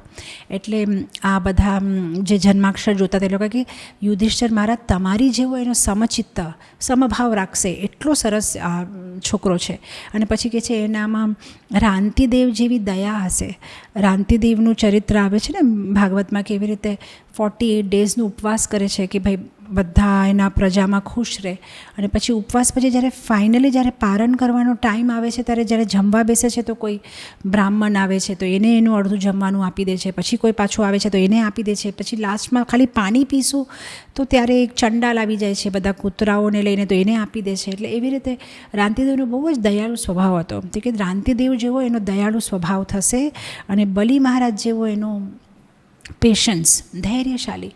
બલિ મહારાજ કેટલા ધૈર્યશાળી બી હતા અને કેટલો આત્મસમર્પણ હતો ભગવાન ઉપર. પહેલાં તો એમને ફર્સ્ટ સ્ટેપ, સેકન્ડ સ્ટેપમાં જ બધું લઈ લીધું તો બી એટલા ધૈર્યથી પાછું એને પોતાનું માથું આપ્યું કે ભાઈ મારા માથા ઉપર પગ મૂકો એમ. તો કે એના જેવું થશે અને કે પ્રહલાદ જેવો ભક્ત થશે, બહુ બધા યજ્ઞ કરશે અને એટલું સરસ એનું આખું જે જન્માક્ષર એ લોકો વાંચે છે. ઇનફેક્ટ ભાગવતમાં તો એ બી આવે છે કે પહેલાં જ કહી દે છે કે ભાઈ આને આવું બધું શ્રાપ મળશે અને ભાઈ તક્ષક નાગ આવશે, બધું પહેલાં જ કહી દે છે યુધિષ્ઠિર મહારાજને. તો આપણે જોઈએ કે જે ચરિત્રમાં કે ઇતિહાસમાં, હિસ્ટ્રીમાં જે મોટા મોટા રાજાઓ, જેના કેરેક્ટર્સ, જેના બારામાં આપણે ગુણગાન કરીએ છીએ, એ બધાનું મિશ્રણ છે પરીક્ષિત મહારાજ. એટલે આપણે આમાં બધા કવર થઈ જાય છે કે રામ જેવું પ્રતિજ્ઞા રાખશે, આના જેવું આ કરશે, આના જેવું આ કરશે. એટલે પરીક્ષિત મહારાજ કેટલા મહિમામાં, એટલે કેટલા ગ્લોરિયસ હતા કે બધાના સારા ગુણ પરીક્ષિત મહારાજમાં હતા. એટલે એમનું જન્મ તો દિવ્ય થયેલો જ, પણ એમનું જીવન, એમનું ચરિત્ર બી કેટલું ગ્લોરિયસ હતું. અને પછી આપણે જોઈએ કે જેમ જેમ જ્યારે યુધિષ્ઠિરને બધા રિટાયર થઈ જાય અને બધા વનમાં વયા જાય અને પછી પરીક્ષિત મહારાજને આખો રાજ્યનો ભાર એમના ઉપર હોય ત્યારે એટલું સરસ રીતે એમના જે સિટીઝન્સ હોય એમનું ધ્યાન રાખે. તો એકવાર એવું થાય છે કે આ જે ટ્રાન્ઝિશન હતું, બિકોઝ જેમ ભાગવતમાં કહે છે કે જેમ ભગવાન કૃષ્ણ એમના ધામ વયા ગયા ઇમિડિયેટલી કલિયુગ એટલે કલિનો પ્રવેશ થયો. ઇનફેક્ટ બહુ સરસ એક લોકકથા બી આવે છે કે કેવી રીતે યુધિષ્ઠિર મહારાજ એકવાર બહુ થાકી ગયેલા, તો કે હું સૂતો છું, અંદર સૂવું છું, કોઈને આવવા નહીં દેતો, ડિસ્ટર્બ નહીં કરતો, અને ભીમને કહે છે કે તું બહાર ઊભો રહે અને કોઈને અંદર નહીં આવવા દેતો. તો ભીમ કહે છે ઓકે નહીં આવવા દઉં. પણ એક માણસ ભાગતો ભાગતો આવે છે ભીમને અને કહે છે મને અંદર જવા દે, મને અંદર જવા દે, મને યુધિષ્ઠિર અરે બહુ મોટું ઇમ્પોર્ટન્ટ કામ છે. તો ભીમ કે હું જવા નહીં દઉં, મને યુધિષ્ઠિર મહારાજે કીધું છે કે એ સૂતેલા છે, એમને રેસ્ટ જોવે છે, એટલે તને જે કામ છે હું તારે સોર્ટ આઉટ કરી દઈશ, શું છે તારો પ્રોબ્લેમ. તો કે ના, મેં એક બહુ વિચિત્ર ઘટના જોઈ. હું હમણાં આવતો હતો તો ચાલતા ચાલતા મેં જોયું કે જે ફાર્મ કહેવાય ને, ફાર્મલેન્ડ જ્યાં એગ્રીકલ્ચર થતું હોય, તો યુઝ્યુઅલી ફાર્મર્સ શું કરે, જે કૃષક હોય, જે ફાર્મર્સ હોય, એ લોકો એક આમ બાઉન્ડ્રી બનાવે સો દેટ કે એમના ફાર્મલેન્ડને કોઈ અટેક ન કરે. પણ કે મેં એવું વિચિત્ર જોયું કે જે બાઉન્ડ્રી બનાવેલી હતી એ બાઉન્ડ્રી જ એના ફાર્મલેન્ડને ખાઈ લેતી હતી. તો એવી રીતે કેવી રીતે થઈ શકે? તો ભીમ કે આવું તો મેં કોઈ દિવસ નથી સાંભળ્યું, તું અંદર જા અને યુધિષ્ઠિર મહારાજને પૂછ. એના 10 મિનિટ પછી હજી એક માણસ ભાગતો આવ્યો. તો કે તારી શું સમસ્યા છે? તો કે મેં જોયું કે એક બકેટથી 4 બકેટમાં પાણી નાખ્યું અને 4 બકેટ ભરાઈ ગઈ, પણ પછી જ્યારે 4 બકેટનું પાણી એક બકેટમાં નાખવા ગયા તો ના નાખી શક્યા. એવું કેમ થયું? તો એ કે આ તો મને નથી સમજાતું, તું જા અંદર યુધિષ્ઠિર મહારાજને પૂછ. પછી હજી એક માણસ ભાગતો આવ્યો કે મેં તો એવું વિચિત્ર જોયું કે એક ગાય પોતાના બચ્ચાને ખાતી હતી. તો કે મને નથી સમજાતું, તું જા અંદર યુધિષ્ઠિર મહારાજને પૂછ. પછી હજી એક માણસ ભાગતો આવ્યો કે મેં જોયું એક ડોસીમાં સોઈ દોરા પુરાવતા હતા, તો સોઈમાં જે નાનું કાણું હોય તો એ નાના કાનામાં આખો હાથી વયો ગયો, પણ હાથીની પૂંછ અટકી ગઈ. કે આવી રીતે કેવી રીતે થઈ શકે, તું જા પૂછ અંદરમાં. પછી હજી એક માણસ ભાગતો આવ્યો કે મેં જોયું એક નાનો છોકરો દોરો લઈ અને મોટા પહાડને બાંધીને પહાડને આમ હલાવતો હતો. તો પછી કે આ બધું શું થાય છે એને કંઈ સમજાતું નથી, અને જે બી અંદર ગયા છે કોઈ બહાર નથી આવતા. એટલે પછી થોડી વાર પછી ભીમ જાય છે અંદર જઈને જોઈ છે કોઈ નથી. યુધિષ્ઠિર મહારાજ તો આરામ કરે છે. એટલે પછી ગભરાઈ જાય છે. તો યુધિષ્ઠિર મહારાજ ઉઠીને પૂછે, શું થયું ભીમ? તો કે કોને ખબર ભાઈ, મેં તો ઘણા લોકોને અંદર મોકલ્યા તમને તમારી પ્રશ્ન પૂછવા માટે, પણ અહીંયા તો કોઈ નથી. તો યુધિષ્ઠિર મહારાજ કહે છે, ના અહીંયા તો કોઈ નથી આવ્યું, શું હતા એ પ્રશ્ન? એટલે પછી બધા પ્રશ્ન ભીમ એક પછી એક કહે છે. એટલે પછી યુધિષ્ઠિર મહારાજ હસવા માંડ્યા કે ભીમ, આ તો કલી હતો. કલી આવીને આપણને મેસેજ આપે છે કે હું આવી ગયો છું. તો કે મને સમજાનું નહીં. તો કે કલિયુગમાં એવું થશે કે જે રક્ષક હશે એ ભક્ષક બની જશે. એટલે આ જે બાઉન્ડ્રી વોલ છે, જે આ ભૂમિને બચાવવું જોઈએ, એ બાઉન્ડ્રી વોલ જ ભૂમિને ખાઈ લે છે. એટલે કલિયુગમાં જે રક્ષક, જે લીડર્સ, જેને લીડર બનાવ્યા છે, નાયક બનાવ્યા છે કે ભાઈ તમે બધાની રક્ષા કરજો, પ્રજાની રક્ષા કરજો, એ લોકો જ ટેક્સથી કે આમ કામ કેવી રીતે બી કરીને પ્રજાને હેરાન કરશે અને એની પાસેથી બધું લઈ લેશે. અને પછી કે તે જે બીજું કીધું કે ભાઈ એક ગાય એના બછડાને ખાઈ લે છે. તો કે કલિયુગમાં માં જ અબોર્શન કરાવશે, કોઈને કહેવું બી નહીં પડે, એ પોતાના દીકરાને પોતે જ મારી નાખશે. અને એક કલિયુગમાં એક ફાધર એના 4 દીકરાઓને પ્રેમથી મોટો કરશે, પણ 4 દીકરાઓ મળીને એમના ફાધરને નહીં જોઈ શકે કે તું રાખ ભાઈ, તું રાખ, હું નહીં રાખી શકું એમ. અને કે કલિયુગમાં જે મોટા મોટા જે ચોર કે જે મોટા મોટા સ્કેમ કરશે હાથી જેવા, એ લોકો આરામથી નીકળી જશે. જે નાના નાના પોકેટમાં રહેશે એમને જેલમાં પુરાવી દેશે. અને કહે છે કે કલિયુગમાં એક જ સારો ગુણ છે, બાકી બધા તો દોષ જ છે. બહુ બધું પ્રોબ્લેમ્સ છે, ક્રાઇમ છે, બ્રાઇબરી, શું કહેવાય, ઘણા બધા પ્રોબ્લેમ્સ છે. પણ એક સારો ગુણ છે કલિયુગમાં કે એક નાનો છોકરો જે દોરીથી હિલને પકડીને ખેંચે છે. દેટ મીન્સ ખાલી ભગવાનના નામ લેવાથી મોટા મોટા પ્રોબ્લેમ બી ઇઝીલી સોર્ટ આઉટ થશે. અને આજે કલિયુગમાં આપણે જે આ ભવસાગર પાર કરવાનો છે, which is a very difficult thing, but કલિયુગમાં કેવલ હરિનામ. પહેલાંના યુગોમાં ભગવાનને પામવું, ભગવાન પાસે જવું, કેટલો મોટો પ્રોસેસ, કેટલી બધી શુદ્ધિ, કેટલી તપસ્યા, કેટલું બધું કરવું પડે. પણ કે કલિયુગમાં સિમ્પલ, કોઈ બી કાસ્ટ, કોઈ બી જેન્ડર, કોઈ બી દેશમાં, કોઈ બી સિચ્યુએશનમાં, કોઈ બ્રાહ્મણ હોય કે શૂદ્ર હોય કે ક્ષત્રિય હોય, ખાલી ભગવાનનું નામ લેશે તો એ તરી જશે. એ કલિયુગનો એક સરસ ગુણ છે.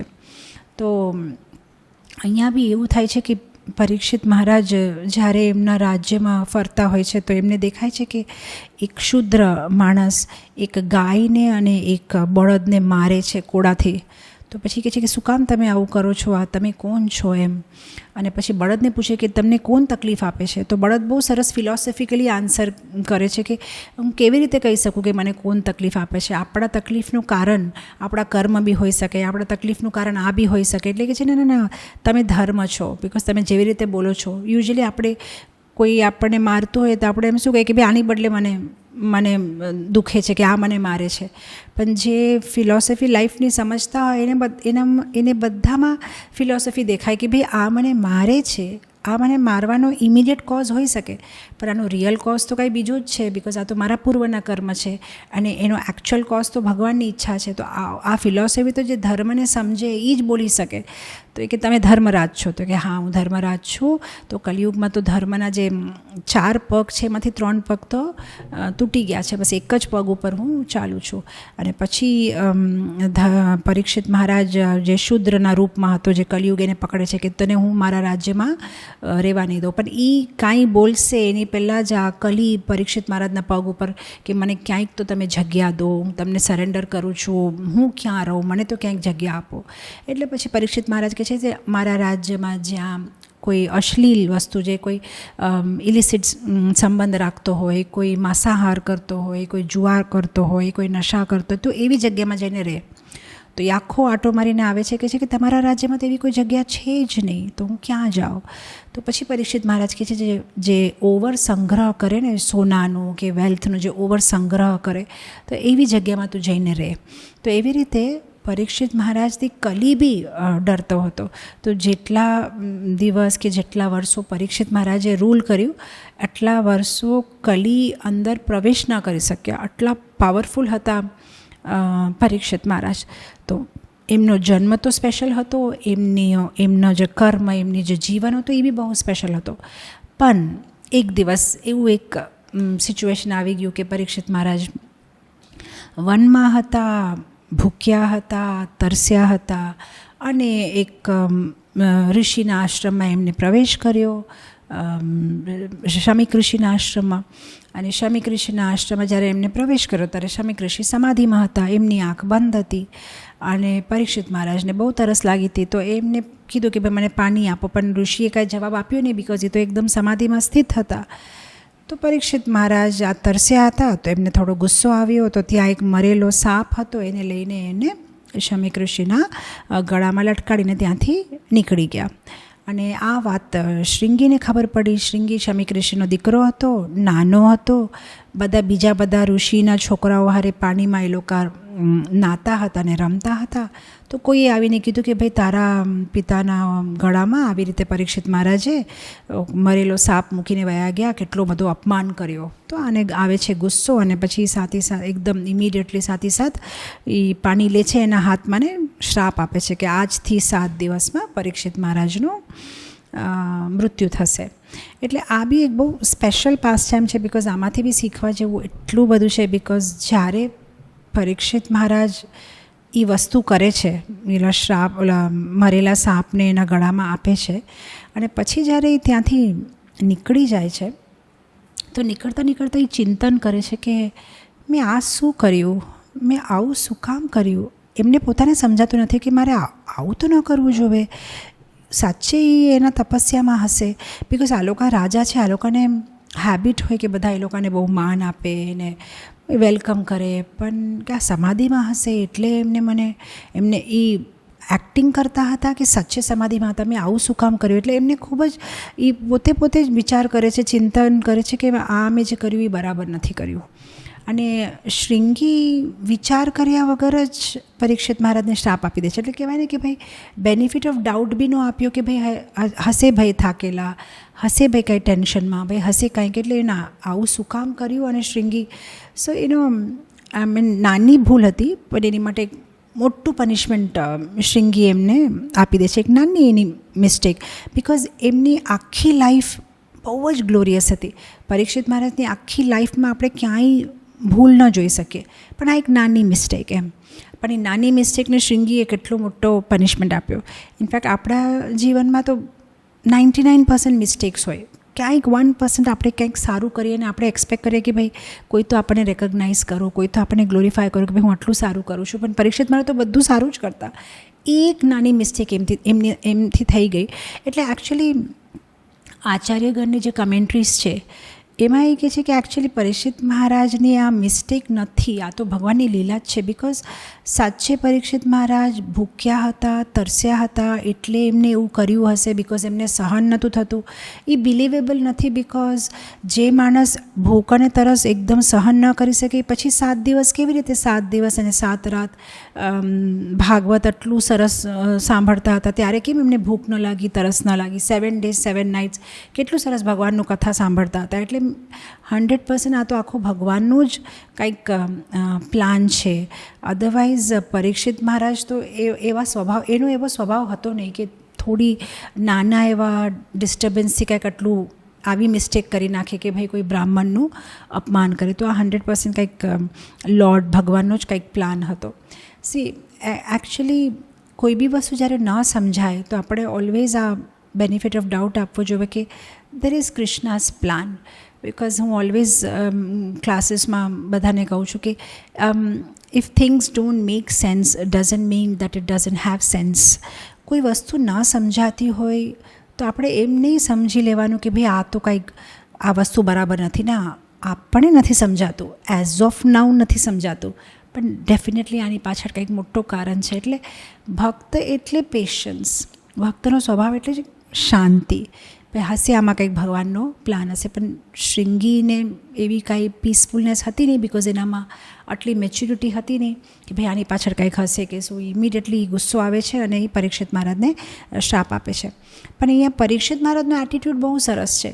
આ જે ડિફરન્ટ એટીટ્યૂડ્સ આપણે જોઈએ તો આ એકદમ ગુસ્સામાં શ્રાપ આપે છે અને આ ગુસ્સામાં કરી નાખે છે, પણ આને પશ્ચાતાપ થાય છે કે ભાઈ મેં આવું શું કામ કર્યું, આ મેં બરાબર નથી કર્યું. એકચ્યુઅલી આપણા જીવનમાં એક્સટર્નલથી વધારે આપણે ઇન્ટરનલ આપણો એટીટ્યૂડ શું છે એ બહુ જ ઇમ્પોર્ટન્ટ છે. ઘણીવાર આપણે એક્સટર્નલી હારી જઈએ છીએ, પણ એ હારમાં ઘણી વાર આપણી ઇન્ટરનલ જીત થાય છે.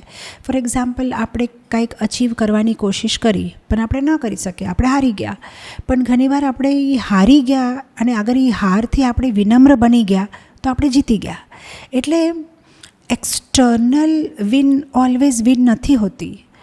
કોઈક વાર એક્સટર્નલ હાર આપણી ઇન્ટરનલ વિનનું કારણ બને છે. ઘણીવાર હું જોઉં છું કે ડિવોટીસ ફાસ્ટિંગ કરે છે, એકાદશી કે ભાઈ કંઈ વ્રત કરે છે અને આખો દિવસ કાંઈ નથી ખાતા. ફાસ્ટિંગ તો કરે છે પણ એનો ઈગો જે છે એ ફિસ્ટિંગ કરે છે. એટલે એનો જે અહંકાર છે એ તો મસ્ત ખાય છે. જો મેં કાંઈ નથી ખાધું, આને જુઓ કેટલો પાપી, એકાદશીના દિવસે બી એટલું ખાય, સાબુદાનાના વડા ખાશે, પછી ફરાર કરશે, પછી આ કરશે, પછી એ કરશે. એવી શું ફાસ્ટિંગ?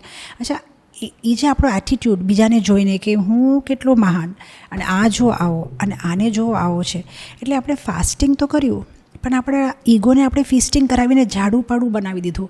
બિકોઝ હવે આપણને એટલો અભિમાન થઈ ગયો કે I did something so special, હું કેટલો સ્પેશિયલ છું, હું કેટલો ગ્રેટ છું. એની કરતાં કોઈક વાર એવું બી શક્ય છે કે કોઈ ફાસ્ટિંગ નથી કરી શકતું પણ એનું એટીટ્યૂડ એમ છે કે જો આ કેટલા સારા, એકાદશી હોય તો પાણી બી ન પીવે, કેટલું સરસ ભક્તિ કરી શકે, પણ મને તો મારાથી તો જરાય ભૂખ્યું નથી રહેવાતું. આને જુઓ કેટલા જપ કરે છે પણ મારીથી 2 માળા કરું છું તો મને ઊંઘ આવી જાય છે. આ જો કેટલું સરસ સત્સંગ કરે છે પણ હું લેક્ચર સાંભળવા બેસું તો મારી આંખ બંધ થઈ જાય. એટલે કોઈક વાર તમે એક્સટર્નલી મે બી ફેલ છો બધાને નજરમાં, પણ ઇન્ટરનલી તમે પાસ છો. બિકોઝ ઇન્ટરનલી તમારું એટીટ્યૂડ એટલું હાઈ લેવલ ઉપર છે, તમને બધામાં સારા ગુણ દેખાય છે, તમને બધામાં એમ થાય છે કે આ કેટલો સારો, આ કેટલો મહાન, પણ હું કાંઈ નથી કરી શકતો. તો એ તો આપણે જીતી ગયા. પણ અગર આપણે એક્સટર્નલી બધું પરફેક્ટ કરીએ છીએ પણ ઇન્ટરનલી બધા ઉપર એવા ભાવ છે કે હું બધાથી ગ્રેટ, તો આપણે બહાર તો જીતી ગયા પણ અંદર આપણે એકદમ હારી ગયા. અને જ્યારે આપણે અંદરથી આ હારી ગયા છે અને અંદર આપણે અહંકારને પ્રવેશ આપી દીધો છે, એટલે પછી અહંકાર એકદમ દીમકની જેમ, ટર્માઇટની જેમ આપણા અંદર જઈને આખી આપણી ભક્તિને કોતરીને ખાઈ લે છે. અને પછી બહાર આપણે જોવામાં એમ જ લાગીએ છીએ જેવા પહેલાં લાગતા હતા, પણ અંદરમાં કાંઈ નથી. હવે સ્કેલ્ટન છે એકદમ, બિકોઝ ભક્તિ આખી વહી ગઈ. બિકોઝ જ્યારે આપણે અભિમાનને, અહંકારને, કોઈના ઉપર ઈર્ષા, એવા બધા ભાવને આપણે અંદર જગ્યા આપે તો એ ભાવ બધા શું કરે છે, વીડ્સની જેમ વીડ્સ હોય ને તો એ જે એકચ્યુઅલ પ્લાન્ટ હોય એને ખાઈ લે, એવી રીતે આ બધા વીડ્સ હોય આપણા જે એકચ્યુઅલ ભક્તિની જે લતા હોય એને ખાઈ લે.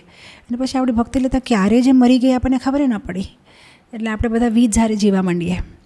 તો અહીંયા પરીક્ષિત મહારાજ એક્સટર્નલી તો ફેલ થઈ ગયા બિકોઝ એમને મિસ્ટેક કરી, એક બ્રાહ્મણનું અપમાન કર્યું, પણ ઇન્ટરનલી જીતી ગયા બિકોઝ ઇન્ટરનલી એમને એટલો પશ્ચાતાપ થયો. એ પોતાને કહેવા માંડે કે હું કેવો માણસ છું, મને વૈષ્ણવને કેવી રીતે ટ્રીટ કરાય એટિકેટ નથી, મારામાં કોઈ કલ્ચર નથી, મેં આવું શું કામ કર્યું, મારે આવું નહોતું કરવું.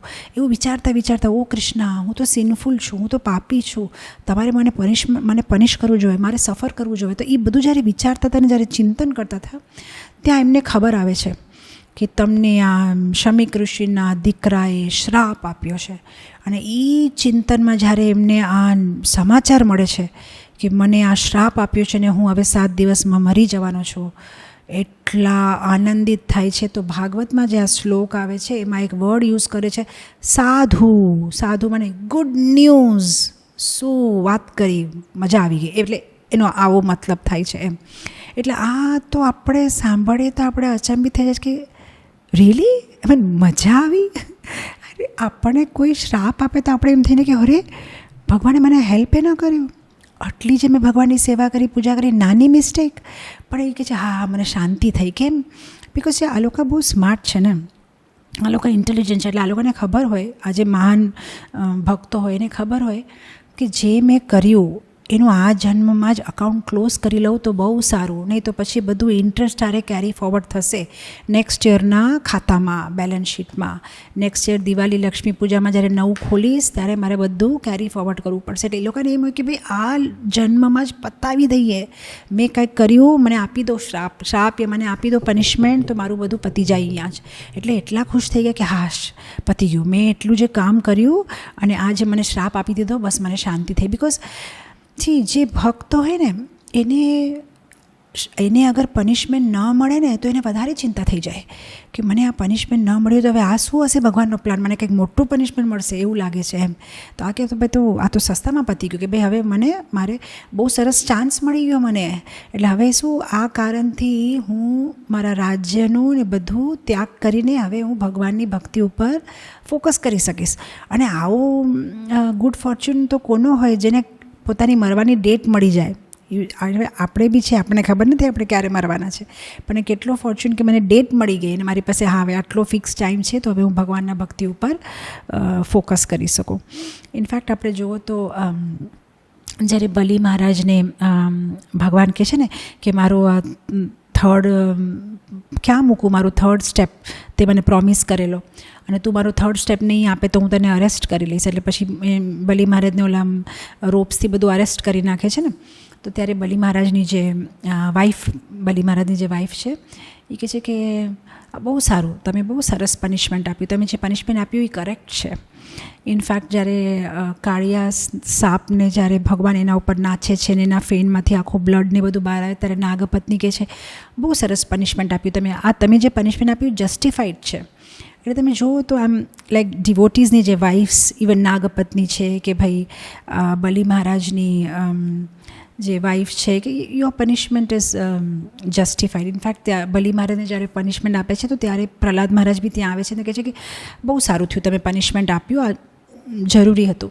તો ઓકે, તમને જ્યારે ભગવાન પનિશમેન્ટ આપે છે તો જ્યારે બીજા આવું બોલી શકે because they are seeing as a third party કે હા ભાઈ તારી યારે જે, પણ આપણે પોતે એવું સમજવું કે હા ભાઈ મારી યારે જે થયું એ સારું થયું, that needs a lot of metal. I mean કેટલું તમારું ભક્તિ અને જ્ઞાન કેવા સ્ટેજ ઉપર હશે કે જ્યારે તમારી હારે બી કંઈ ખરાબ થતું હોય તો તમે એ એટીટ્યૂડ અપનાવી શકો. એ બહુ ભક્તિની બહુ શું કહેવાય પરાકાષ્ઠા. બિકોઝ આપણા લાઈફમાં બી ને આપણા નેબર્સ કે ભાઈ આપણા હસબન્ડ વાઈફ છોકરાઓ રિલેટિવ્સ એમને કાંઈ થાય એમ તો આપણે બહુ સરસ જ્ઞાન આપી શકીએ. જો ભાઈ ભાગવતમાં આવું લખ્યું છે, ગીતામાં આવું લખ્યું છે, એવું એ બહુ સહેલું છે કોઈને એડવાઇસ આપવું. પણ જ્યારે આપણા લાઈફમાં એવું થાય ને ત્યારે આપણે પોતાને એડવાઇસ ન આપી શકીએ બિકોઝ આપણને ઓલવેઝ એમ થાય કે હું બહુ સારો છું અને મારી હારે જે થાય છે ઇટ્સ નોટ ફેર. અને જ્યારે બીજા હારે થાય ત્યારે આપણે એડવાઇસ આપીએ ભાઈ જો કર્મ છે, આ છે, એ છે. પણ અહીંયા પરીક્ષિત મહારાજ એક એવા લેવલ ઉપર છે, જ્ઞાનના એવા લેવલ ઉપર છે કે એમની હારે જ્યારે થાય છે ત્યારે બી એ પોતાના દેહથી દૂર થઈને સમજી શકે છે. He is able to C because usually આપણે આપણા દેહથી એટલા અટેચ થઈ જઈએ કે આપણે એક સ્ટેપ બહાર જઈને જજ ન કરી શકીએ. આપણે થાય ના મારી હારે તો આવું ન જ થવું જોઈએ, મેં શું ખરાબ કર્યું. પણ અહીંયા પરીક્ષિત મહારાજ એક એવા લેવલ ઉપર છે કે he says I think it's right, મારી હારે જે થયું પરફેક્ટ થયું, મેં જે કર્યું I deserve this punishment. So this is something really special about પરીક્ષા. ઇનફેક્ટ જ્યારે યુધિષ્ઠિર મહારાજ હારે બી વનવાસમાં જ્યારે જયદ્રથ દ્રૌપદીને કિડનેપ કરીને વયા જાય છે તો યુધિષ્ઠિર મહારાજ બહુ રડવા જેવા થઈ જાય છે કે કેમ મારી હારે આવું થાય છે, મેં શું દોષ કર્યો છે. એક તો અમે વનવાસમાં પહેલાં તો અમારી પ્રોપર્ટી લઈ લીધી ઇન્દ્રપ્રસ્થ અને પછી હવે મારી વાઈફને બી કિડનેપ. તો પછી ત્યાં માર્કંડેય ઋષિ હતા તો માર્કંડેય ઋષિએ પછી આખું રામાયણ સમજાવ્યું યુધિષ્ઠિર મહારાજને અને પછી સમજાવતા કીધું કે જો જે ભગવાન રામ હતા એમની બાયડીને બી એમની વાઈફને બી કિડનેપ કર્યો હતો રાવણે, તો જો બધા અરે એવું થાય શું કરી શકાય. તો પછી યુધિષ્ઠિર મહારાજ થોડા શાંત થયા. પણ પરીક્ષિત મહારાજને કોઈએ કહેવું ન પડ્યું કે ભાઈ જો બધા હારે આવું થાય તો તું શાંત. એ શાંત જ હતા. હી ડિડન્ટ ફીલ એજિટેશન કે મારી હારે આવું શું કામ થયું. વોઝ વેરી પીસફુલ કે મારી હારે જે થયું એ બરાબર થયું. તો આવો ભાવ તો ત્યારે જ આવી શકે જ્યારે કોઈને ભગવાન ઉપર કેટલો ફેથ હોય. જે હરિ કરે સે મમ હિત. આ લેવલ ઉપર એક આવું બહુ ડિફિકલ્ટ છે બિકોઝ કોઈ કેટલો બી મોટો ભક્ત હોય એના જીવનમાં પ્રતિકૂળ પરિસ્થિતિ કોઈ પ્રોવોકેટિંગ સિચ્યુએશન આવે, એકચ્યુઅલી એક ભક્તની ટેસ્ટ જ છે પ્રોવોકેટિંગ સિચ્યુએશન. બિકોઝ જો આપણા જીવનમાં બધું સારું થતું હોય ને તો આપણે સારા જ લાગીએ બધાને ને આપણે સારી રીતે જ વાત કરીએ. પણ એકચ્યુઅલી આપણા જીવનમાં એવી કોઈ સિચ્યુએશન આવે ને ત્યારે જે આપણું મગજ ગરમ થાય, ત્યારે આપણું જે રિયલ સ્વરૂપ હોય, આપણે જે અંદરમાં કેવા છે સાચી રીતે બહાર આવી જાય. બિકોઝ બધા બહારથી you can try and be very sweet and very polite, પણ જ્યારે સિચ્યુએશન બરાબર ન હોય ત્યારે are you able to remain polite and sweet? That's your real test, કે એકચ્યુઅલી તમારું સ્વભાવ કેટલું તમે ભગવાનને સમજ્યા, કેટલી તમારી ભગવાન ઉપર કેટલી ફેથ છે તમારી, ત્યારે પરફેક્ટ ટેસ્ટ થાય. જેમ ઓલી અકબર એન્ડ બિરબલની એક સ્ટોરી છે કે ત્યાં એક માણસ આવે છે અકબરના રાજ્યમાં અને બહુ સરસ બોલી શકે ઘણી બધી ભાષાઓમાં. તો પછી બધા સાંભળે છે કે અરે કેટલું સરસ બોલે છે. પછી લાસ્ટમાં એ બધાને ચેલેન્જ કરે છે કે મારી માતૃભાષા કઈ છે બોલીને કોઈ ગેસ કરી શકે? તો બધા કે ના, ન કરી શકે, બિકોઝ તમે બધી ભાષામાં એવી રીતે વાત કરો કે એમ જ લાગે કે આ જ હશે તમારી માતૃભાષા. તો અમે નથી કહી શકતા. તો કે તમે બધા હારી ગયા. તો બિરબલ કહે છે ના, મને એક દિવસ ટાઈમ આપો, હું કાલ સુધી કહી દઈશ તમારી માતૃભાષા શું છે. તો કે ઓકે. પછી બિરબલ શું પ્લાન કરે છે, નેક્સ્ટ ડે મોર્નિંગ જ્યારે બાથરૂમ, ત્યારના દિવસોમાં તો બાથરૂમ હતું નહીં, એટલે એ લોકોએ જંગલમાં જ જવું પડે સંડાસ બાથરૂમ જે બી હોય. તો સવારના લોટો લઈને ગયા એ મળમૂત્ર ઓલા કરવા માટે. અને જ્યારે ત્યાં તો એવા સિચ્યુએશનમાં જ્યારે એ મળમૂત્ર પાસ કરતા હતા, તો ત્યારે બિરબલે એક સૈનિકને મોકલ્યો અને એક લોટામાં પાણી ભરીને એના મોઢા ઉપર નાખ્યો. જેમ એના મોઢા ઉપર નાખ્યો એ સિચ્યુએશનમાં એને એટલો ગુસ્સો આવ્યો ને એને ગાડી આપી એકદમ. તમે આપી દીધી હશે ગાડી ગુજરાતીમાં કે ભાઈ કહે કે શું ભાઈ તું તો વાંદરો છે કે કાંઈ કહી દીધું હશે એમ. તો પછી નેક્સ્ટ ડે જ્યારે એ આવ્યા પેલેસ સભામાં, તો બિરબલે કે તમે ગુજરાતી છો? તો કે તને કેવી રીતે ખબર પડી? તો કે પ્રોવોકેટિંગ સિચ્યુએશનમાં તમારા મોઢાથી જે ગાડી નીકળી તમારા ભાષામાં જ નીકળી એમ. તો એટલે આપણે એકચ્યુઅલી અંદરથી આપણી ભક્તિની સ્થિતિ શું છે, આપણને ભગવાન ઉપર કેટલો વિશ્વાસ છે, આપણે શું કરીએ છીએ એ એકચ્યુઅલી ખબર પડે જ્યારે આપણા જીવનમાં એવી કંઈક ઘટના થાય which is not very comfortable હોય ત્યારે તો આપણને બધું સરસ જ લાગે, પણ જ્યારે કમ્ફર્ટેબલ ના હોય ત્યારે આપણે કેટલી શ્રદ્ધા ભગવાન ઉપર મેન્ટેન કરી શકીએ છીએ. તો આ પરીક્ષિત મહારાજની આ જ સ્પેશિયાલિટી છે કે એના જીવનમાં જ્યારે આટલી મોટી ઘટના ઘટી ગઈ, જ્યારે એને શ્રાપ મળી ગયો કે તું 7 દિવસમાં મરી જઈશ, ત્યારે બી એની ભગવાન ઉપર શ્રદ્ધા ડગમગાતી નથી. અને એ કહે છે બહુ સારું થયું, જે થયું સાધુ, બહુ સરસ થયું, મને તો પનિશમેન્ટ મળવું જ જોવે. અને અહીંયા શ્રીંગી એના જીવનમાં બી એવી ઘટના ઘટી છે જ્યાં એના પિતાનું અપમાન થયું છે, પણ એ એનું કામનેસ મેન્ટેન ન કરી શક્યો.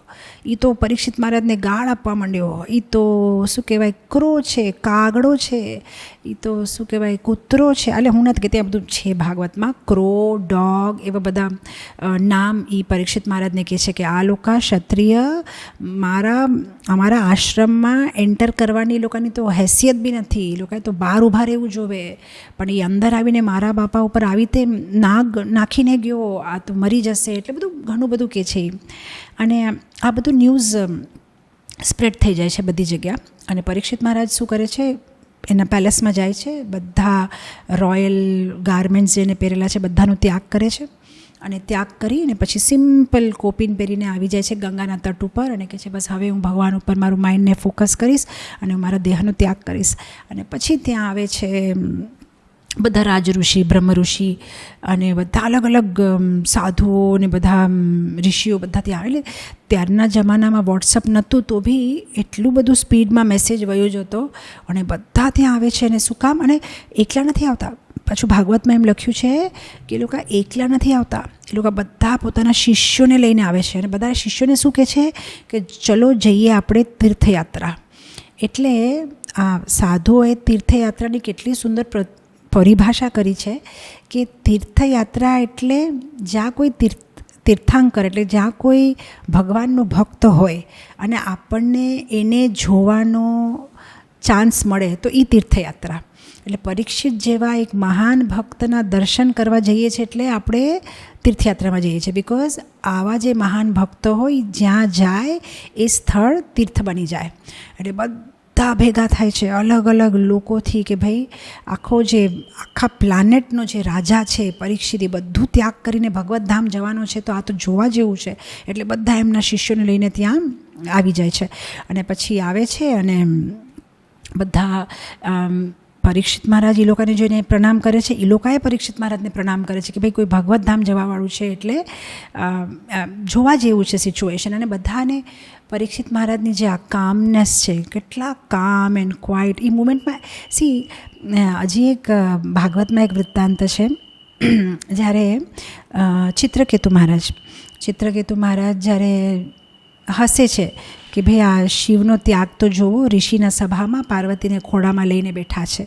એટલે એ આમ એકચ્યુઅલી વ્યંગ નથી કરતા, એ શિવની ગ્રેટનેસ કહેવા માંગે છે કે ભાઈ આવું તો શિવ જ કરી શકે, કે ભાઈ પોતાની પત્નીને ખોળામાં બેસાડીને બધા ઋષિમુનિઓ હારે સત્સંગ કરે છે.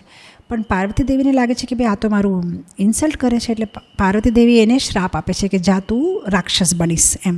અને જ્યારે એને શ્રાપ આપે છે પાર્વતી દેવી, તો ચિત્રકેતુ મહારાજ એ જે વિમાનમાં જતા હતા એ વિમાનને નીચે પાર્ક કરે છે, બહાર ઉતરે છે, પાર્વતી દેવીને શિવને પ્રણામ કરે છે અને કહે છે કે ઓકે મધર, તમે જે શ્રાપ આપ્યો એને સ્વીકાર કરું છું. અને પછી જ્યારે એ વયા જાય છે ત્યારે ભગવાન શિવ પાર્વતીની સામે જોઈને કહે છે, જોયું, આવા હોય ભગવાનના ભક્ત, તે એને શ્રાપ આપ્યું, એ ચાહતો તો તને પાછું વળીને શ્રાપ આપી શકતો, તો બી તારા શ્રાપને એને સહજ સ્વીકાર કર્યો અને વયો ગયો. આવા હોય ભગવાન વિષ્ણુના ભક્ત. એટલે આ એક ભક્તનું કેરેક્ટરિસ્ટિક્સ છે. એમની હારે જે બી થાય, સારું કે ખરાબ, એ લોકોએ ભગવાનની કૃપા માણીને સહજ સ્વીકાર કરે. એ જ ભક્તનું લક્ષણ છે. જેમ ઘણીવાર અહીંયા ભક્તો હારે હસતી હોય કે પહેલાંને આપણા ભારતમાં કાંઈ બી થતું ને તો આપણે એમ કહીએ આની પાછળ તો પાકિસ્તાનનો જ હાથ લાગે છે, હા આવું કેમ થયું, આ પાકિસ્તાને જ કંઈક કર્યું લાગે છે એમ. એટલે આવું એક જોક હતો ઇન્ડિયામાં 80s તો સ્પેશિયલી એમ. આમ ટીવીનું બી ઓલું શું કહેવાય, ઓલું દૂરદર્શનમાં આવે ને ઓલું સોરી ફોર ઇન્ટરપ્શન, ટીવી આ કંઈક પાકિસ્તાનનો જ હાથ લાગે છે એમ. આમ બધા હસે એમ, જોક, બધાની પાછળ પાકિસ્તાનનો જ હાથ છે, એને જ કંઈક કર્યું હશે. એવી રીતે ભક્તની બી એક આદત જ હોય, આની પાછળ તો ભગવાનનો જ હાથ છે, કાંઈ કૃષ્ણએ જ કર્યું છે, કાંઈ કૃષ્ણની લીલા છે. એટલે એ લોકોના જીવનમાં સારું થાય કે ખરાબ થાય, they are always in this કે આની પાછળ તો કૃષ્ણનો જ હાથ છે. બિકોઝ મારા જીવનમાં જે થાય છે એનો એ ડ્રામાનો director, producer, script writer Krishna જ છે. સારું કે ખરાબ એનું જ કંઈક પ્લાન છે. અને ભક્તને એ વિશ્વાસ હોય એટલે એ પ્રતિ પરિસ્થિતિમાં ઓલવેઝ એ નોર્મલ રહી શકે, કૂલ એન્ડ કામ રહી શકે. ઇનફેક્ટ આપણે જોઈએ તો પરીક્ષિત મહારાજ અને કંસ બેઉની લાઈફ ઘણી કમ્પેરેબલ છે. બિકોઝ કંસને બી વોર્નિંગ મળી ગઈ હતી કે ભાઈ દેવકીનો 8th સન તને મારી નાખશે, અને પરીક્ષિતને બી વોર્નિંગ મળી ગઈ હતી કે ભાઈ તને 7 ડેઝમાં તું મરી જવાનો છે. હવે બેઉને એમની ડેથ ડેટ એને આપી દીધેલી, પણ બેઉના રેસ્પોન્સ કેટલા ડિફરન્ટ છે. પરીક્ષિત મહારાજને ડેટ આપી તો એ શું થયું, કામ થઈ ગયા. કંસને જેવી ડેટ ખબર પડી, ઓ મને આ દેવકીનો પુત્ર મારવાનો છે, ચાલો હું દેવકીને જ ના મારી નાખું. એટલે પછી દેવકીના વાળથી આમ ખેંચીને લઈ આવે છે કે હમણાં જ તને મારી દઉં. આ કામ થઈ ગયો, આ એકદમ ફિયરફુલ થઈ ગયો, આ રિનાઉન્સ થઈ ગયો. ઓ મરી જવાનો છું હું, તો પછી હવે શું કરું આ બધું, ને ચલો હવે છોડો બધું, હવે રાજ્ય છોડો, હવે હું 7 દિવસ ભગવાનની પ્રાર્થના કરું. અને આ તો રિનાઉન્સ નહીં, આને જ ન નાખી દઉં પ્રિઝનમાં જે મને મારવાનો હોય. એટલે એને શું કર્યું, દેવકી અને વસુદેવને પ્રિઝનમાં નાખી દીધા. આને શું કર્યું, ફૂલ સરેન્ડર ભગવાન ઉપર. આને શું કર્યું, હું કૃષ્ણને જ મારીશ, ક્યાં છે એ કૃષ્ણ, પૂતનાને મોકલો, અઘાસુરને મોકલો, બકાસુરને મોકલો, હું કૃષ્ણને મારી નાખીશ. આને શું થયું, વિનમ્ર ભાવ વધી ગયો, હજી વધી ગયો કે અરે ભગવાન એમ તમારી મહિમા. આનો તો હજી ગુસ્સો વધી ગયો, હજી ઈર્ષા ભગવાન ઉપર વધી ગઈ. આનું શું થયું, ગ્લોરિયસ ડિપાચર. એટલે આખી જગતમાં બધા એનું મરણ જોવા માટે આવ્યા કે આને કહેવાય શું મરણ, ભગવાનને યાદ કરતાં કરતાં. અને આનું મરણ થયું તો ભગવાનના હાથથી, બિકોઝ ભગવાનને જ કન્ટિન્યુઅસલી યાદ કરતો હતો, પણ આનું કેવું મરણ થયું એમ. એટલે આનું શું થયું ને, બેઉને વોર્નિંગ મળેલી, પણ બેઉના રિએક્શન્સ કેટલા ડિફરન્ટ છે. આને શું જોયું છે કે મને આ શ્રાપ મળ્યો, oh very good, I will use this શ્રાપ to make my life perfect. મારે લાઈફને હજી પરફેક્ટ બનાવીશ હું આ શ્રાપથી. અને આને મારો આ ડેટ મળ્યું, હવે હું શું કરીશ, I will defeat the destiny, હું આખી ડેસ્ટિનીને જ બદલી નાખીશ, હું ભગવાનને જ મારી નાખીશ. એટલે બેઉના કેરેક્ટરમાં કેટલો ડિફરન્ટ છે. C actually we cannot choose when we will die, but we can choose how we want to live. આપણે નથી સિલેક્ટ કરી શકતા ભાઈ હું ક્યારે મરવાનો છું, પણ હું કેવી રીતે જીવવાનો છું એ તો મારા હાથમાં છે. એ હું ડિસાઇડ કરી શકું કે how I live my life. હું શું બધા ઉપર નફરત કરતાં જીવીશ, કે હું બધાને ક્ષમા કરી દઈશ, હું બધાને પ્રેમ કરીશ, કે હું બધા ઉપર ઈર્ષા કરીશ, હું ભગવાનનું નામ લઈશ, કે હું મેટિરિયલ સેન્સીસ એન્જોય કરીશ. એ તો મારા હાથમાં જ છે, એ ચોઈસ તો મારા હાથમાં જ છે. તો પરીક્ષિત મહારાજને મૃત્યુની ડેટ મળી, એને ઇમિડિયેટલી બુકિંગ કરાવી નાખી. જેમ આપણે ઘણીવાર ઇન્ડિયા જવું હોય તો 6 મહિના પહેલાં ટિકિટ બુક કરાવે તો આપણને થોડું ડિસ્કાઉન્ટ મળે. એમ જ્યારે પરીક્ષિત મહારાજને ડેટ ખબર પડી તો એને ટિકિટ બુક કરી નાખી કે ભાઈ મારે તો વૈકુંઠ જવું છે. પણ જ્યારે કંસને ડેટ મળી તો એને શું કર્યું? ટિકિટ ન બુક કરી, એને CCTV લગાડ્યા કે હું બધી જગ્યાથી પોતાને પ્રોટેક્ટ કરીશ, ક્યાંથી કૃષ્ણ ઘૂસશે હું જોઈશ. પણ કૃષ્ણ તો ઘૂસી ગયા મથુરામાં ને મારી નાખ્યો કંસને. એટલે આપણે જોઈએ છે પરીક્ષિત અને કંસમાં ડિફરન્સ. તો ફાઇનલી પરીક્ષિત મહારાજ બધા સાધુઓને પ્રણામ કરે છે અને પછી સાધુઓને પૂછે છે કે એક મરતા માણસે શું કરવું જોઈએ. બહુ ઇમ્પોર્ટન્ટ કે શું કરવું, મારે આ મોમેન્ટે મારે શું કરવું જોઈએ. That's a very important question કે ભાઈ what has to be done. જે થવાનું છે એ થવાનું છે, but how can I make a best use of it. મને એક સ્ટોરી યાદ આવે છે, આઈ થિંક સંત એકનાથની જ સ્ટોરી છે. તો એક માણસ જઈને સંત એકનાથને પૂછે છે કે ભાઈ તમારામાં એટલો વૈરાગ્ય છે ને કેવી રીતે તમે આટલું બધું વૈરાગ્ય, એમ હું તો નથી કરી શકતો, મને તો બધું બહુ અટ્રેક્ટ કરે, બધું બહુ ડિસ્ટ્રેક્ટ કરે, બધું બહુ ટેમ્પટિંગ કરે, તમે કેવી રીતે આટલા બધા વૈરાગી રહી શકો છો. તો સંત એકનાથ કહે છે આ બધા ક્વેશ્ચન્સ પછી પૂછજે, તારા માથા ઉપર તો લખ્યું છે કે તું 7 દિવસમાં મરી જવાનો છે, તો અહીંયા શું કરે છે બેસીને, તો મને તો દેખાય છે કે તું મરી જવાનો છે. તો કે હે, તો પછી તો બહુ ગભરાઈ જાય છે. તો પછી ઘરે ભાગતો જાય છે કે મને આજે સત્સંગ સાંભળવા ગયો હતો તો મને સાધુ મહારાજે કીધું કે હું તો 7 દિવસમાં મરી જવાનો છું, તો હવે આપણી પાસે બહુ ટાઈમ ઓછો છે. તો પછી બધા LIC કરાવ્યું ને પછી આ કરાવ્યું ને ઓલું કરાવ્યું ને જે બી હશે બધું ઢીંગડા બધું છોકરાઓને બોલાવ્યું, બધું પ્રોપર્ટી બધું આમ કર્યું, બધું બહુ વ્યવસ્થિત બધું કર્યું. તો પછી જ્યારે મરી જવાનો હતો એના 1 દિવસ પહેલાં સંત એકનાથ આવ્યા એના ઘરે. તમે આવ્યા, બહુ સારું, બહુ બેસો. પછી કે હવે તો કેમ ચાલે છે તમારું? તો શું બધું સગવડ બધું કરું છું, હવે તો મરી જવાનો છું એમ. તો કે તમે કહેતા હતા ને, મને પૂછતા હતા ને કે તમે કેવી રીતે તમારું ડિસ્ટ્રેક્શન અટ્રેક્શન, જે તમે કોઈ વસ્તુ ઉપર ટેમ્પ થાવ તો તમે કેવી રીતે, તો તમારું કેવું ચાલે છે ટેમ્પટેશન? તો એ માણસ કહે છે ટેમ્પટેશન, હવે શું ટેમ્પટેશન સ્વામીજી, હવે તો મરી જવાનું છું 7 દિવસમાં, હવે શું, મને તો યાદ બી નથી આવતું કાંઈ ટેમ્પટેશન, હવે તો એટલો બિઝી છું બિકોઝ મારે બધું સરખું કરવાનું છે ને, મારી પાસે ટાઈમ ક્યાં છે. તો પછી સંત એકનાથ કહે છે કે એકચ્યુઅલી હું જૂઠું બોલેલો, તમે કાંઈ મરી નથી જવાના, મારે ખાલી તમને એક્સપિરિયન્સ આપવો હતો કે જ્યારે તમને એવો વિશ્વાસ હતો કે હું 7 દિવસમાં મરી જવાનો છું, ત્યારે તમને તો કોઈ વસ્તુ એ ટેમ્પ્ટ ન થઈ, ત્યારે તો તમે બહુ ફિક્સ હતા કે નહીં ભાઈ મારી પાસે ટાઈમ ઓછો છે, મારે આ બધું કરવાનું છે, તમે કેટલા ફોકસ થઈ ગયા. પણ બિકોઝ તમને એવું લાગે છે કે તમે પરમેનન્ટ જીવવાના છો એટલે તમે ભક્તિ ઉપર ફોકસ નથી કરી શકતા. જ્યારે મેં તમને કીધું તમારી પાસે ખાલી 7 દિવસ છે, તમે કેટલા સીધા થઈ ગયા. આપણે ઓલ ધ ટાઈમ અગર આ કોન્શિયસનેસમાં હોઈએ કે હા મારી પાસે ટાઈમ ઓછો છે, તો આપણે કેટલા સીધા થઈ જઈએ કે ભાઈ મારી પાસે ટાઈમ નથી. પણ આપણે સમવે સટલ માઇન્ડમાં એમ છે કે અરે ભાઈ છે, ભાઈ ટાઈમ તો બધું બરાબર જ ચાલે છે.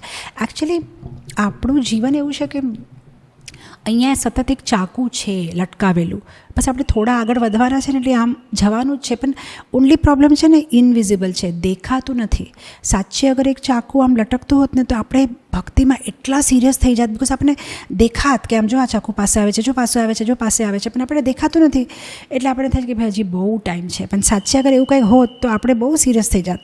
તો પછી સંત એકનાથ કહે છે બસ મને ખાલી તને સિરિયસ કરું તો તું કાંઈ મરવાનો નથી, પણ અગર તું ઓલવેઝ એ કોન્શિયસનેસમાં રહીશ કે મારી પાસે ટાઈમ ઓછો છે, તો પછી તને આ બધી સંસારી વસ્તુ નહીં ડિસ્ટ્રેક્ટ કરે, તો ભગવાન ઉપર ફોકસ કરી શકીશ. તો પરીક્ષિત મહારાજ બહુ સરસ ક્વેશ્ચન્સ પૂછે છે અને કહે છે કે ભાઈ હું કેવી રીતે, મારે હવે શું કરવું જોઈએ. હવે હું આ બહુ ઇમ્પોર્ટન્ટ અને બહુ મહત્ત્વનો પ્રશ્ન છે કે મારે શું કરવું જોઈએ. ઇનફેક્ટ આવો ક્વેશ્ચન કોઈ પૂછતું જ નથી આ લાઈફમાં. તમે કોઈ બી સાધારણ કોઈ બી એક સત્સંગમાં જાઓ તો બધા સાધુને એમ જ પૂછે મને દીકરો થશે કે દીકરી, સ્વામીજી આમાં ઇન્વેસ્ટ કરું કે ન કરું, મારો દીકરો કે છે અમેરિકા જશે, જવા દઉં કે ન જાઉં, એવા ટાઈપના જ ક્વેશ્ચન્સ. ઇનફેક્ટ અમારા ગુરુ મહારાજ પહેલાં અમારા જે ગુરુજી છે ને એ બધા બહુ હસતા કે મારી પાસે બધા આવે છે તો બધી ભૌતિક વસ્તુઓ જ પૂછે છે, આ કરું કે ઓલું કરું, આ કરું કે ઢીંગણું કરું કે આ કરું, પણ કોઈ એમ નથી પૂછતું કે મારે આ જન્મમાં જ ભગવાન પાસે જવું છે, એની માટે મારે શું કરવું જોઈએ. એવું ક્વેશ્ચન કોઈ નથી પૂછતું. બસ આ ને કાંઈક હરીફરીને પછી વાત એમાં જ આવે છે કે આ મેટિરિયલ વર્લ્ડમાં હું કેવી રીતે કમ્ફર્ટેબલી રહી શકું. બસ એ જ એ પ્રશ્નનો ઉદ્દેશ્ય છે. પણ કોઈ એવી રીતે નથી પૂછતું કે અહીંયાથી કેવી રીતે હું જઈ શકું, મારે નથી લેવો પાછો જન્મ, મારે નથી આવું પાછા કોઈ માતાના ગર્ભમાં, હવે મારે ભગવાન પાસે જવું છે, એવું કોઈ નથી પૂછતું એમ. પણ પરીક્ષિત મહારાજે એવું પૂછ્યું એટલે આપણને 18,000 સુંદર શ્લોક મળ્યા ભાગવતના. અને એમને કરેક્ટ પ્રશ્ન પૂછ્યા એટલે આપણને આ કરેક્ટ આન્સર્સ મળ્યા.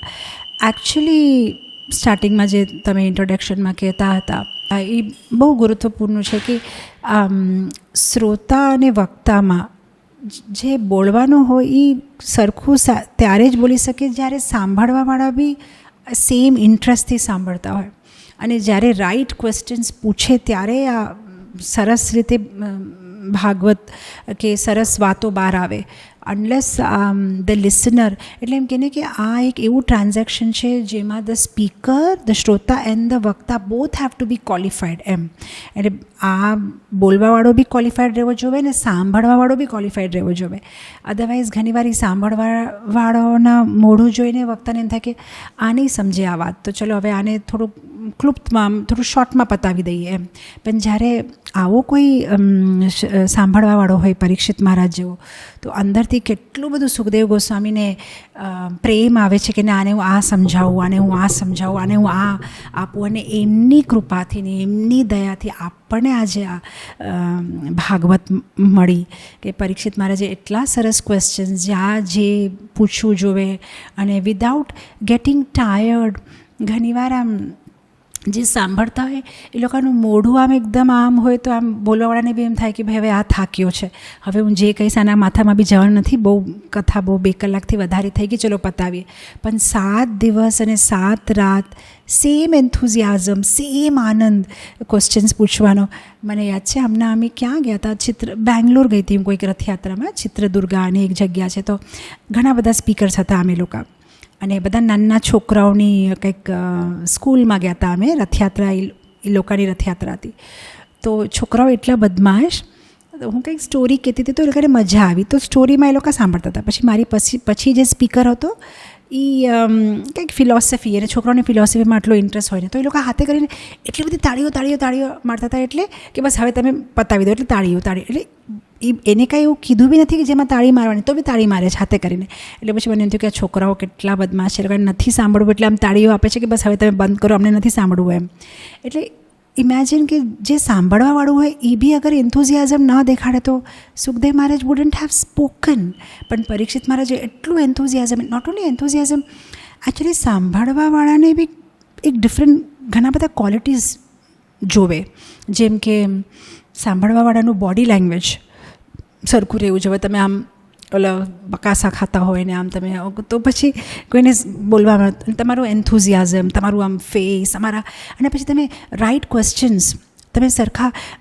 મને યાદ છે એક સરસ પ્રોગ્રામ અમે લોકો અહીંયા ઓર્ગેનાઇઝ કરેલો, ઘણા વર્ષ પહેલાંની વાત છે. તો અહીંયા અમે એક સંન્યાસી મહારાજને બોલાવેલા, ને પછી બહુ સરસ એને ક્લાસ આપ્યો તો 3-4 કલાક કન્ટિન્યુઅસ એકદમ બહુ સરસ સ્ટોરીઝ ને બધું.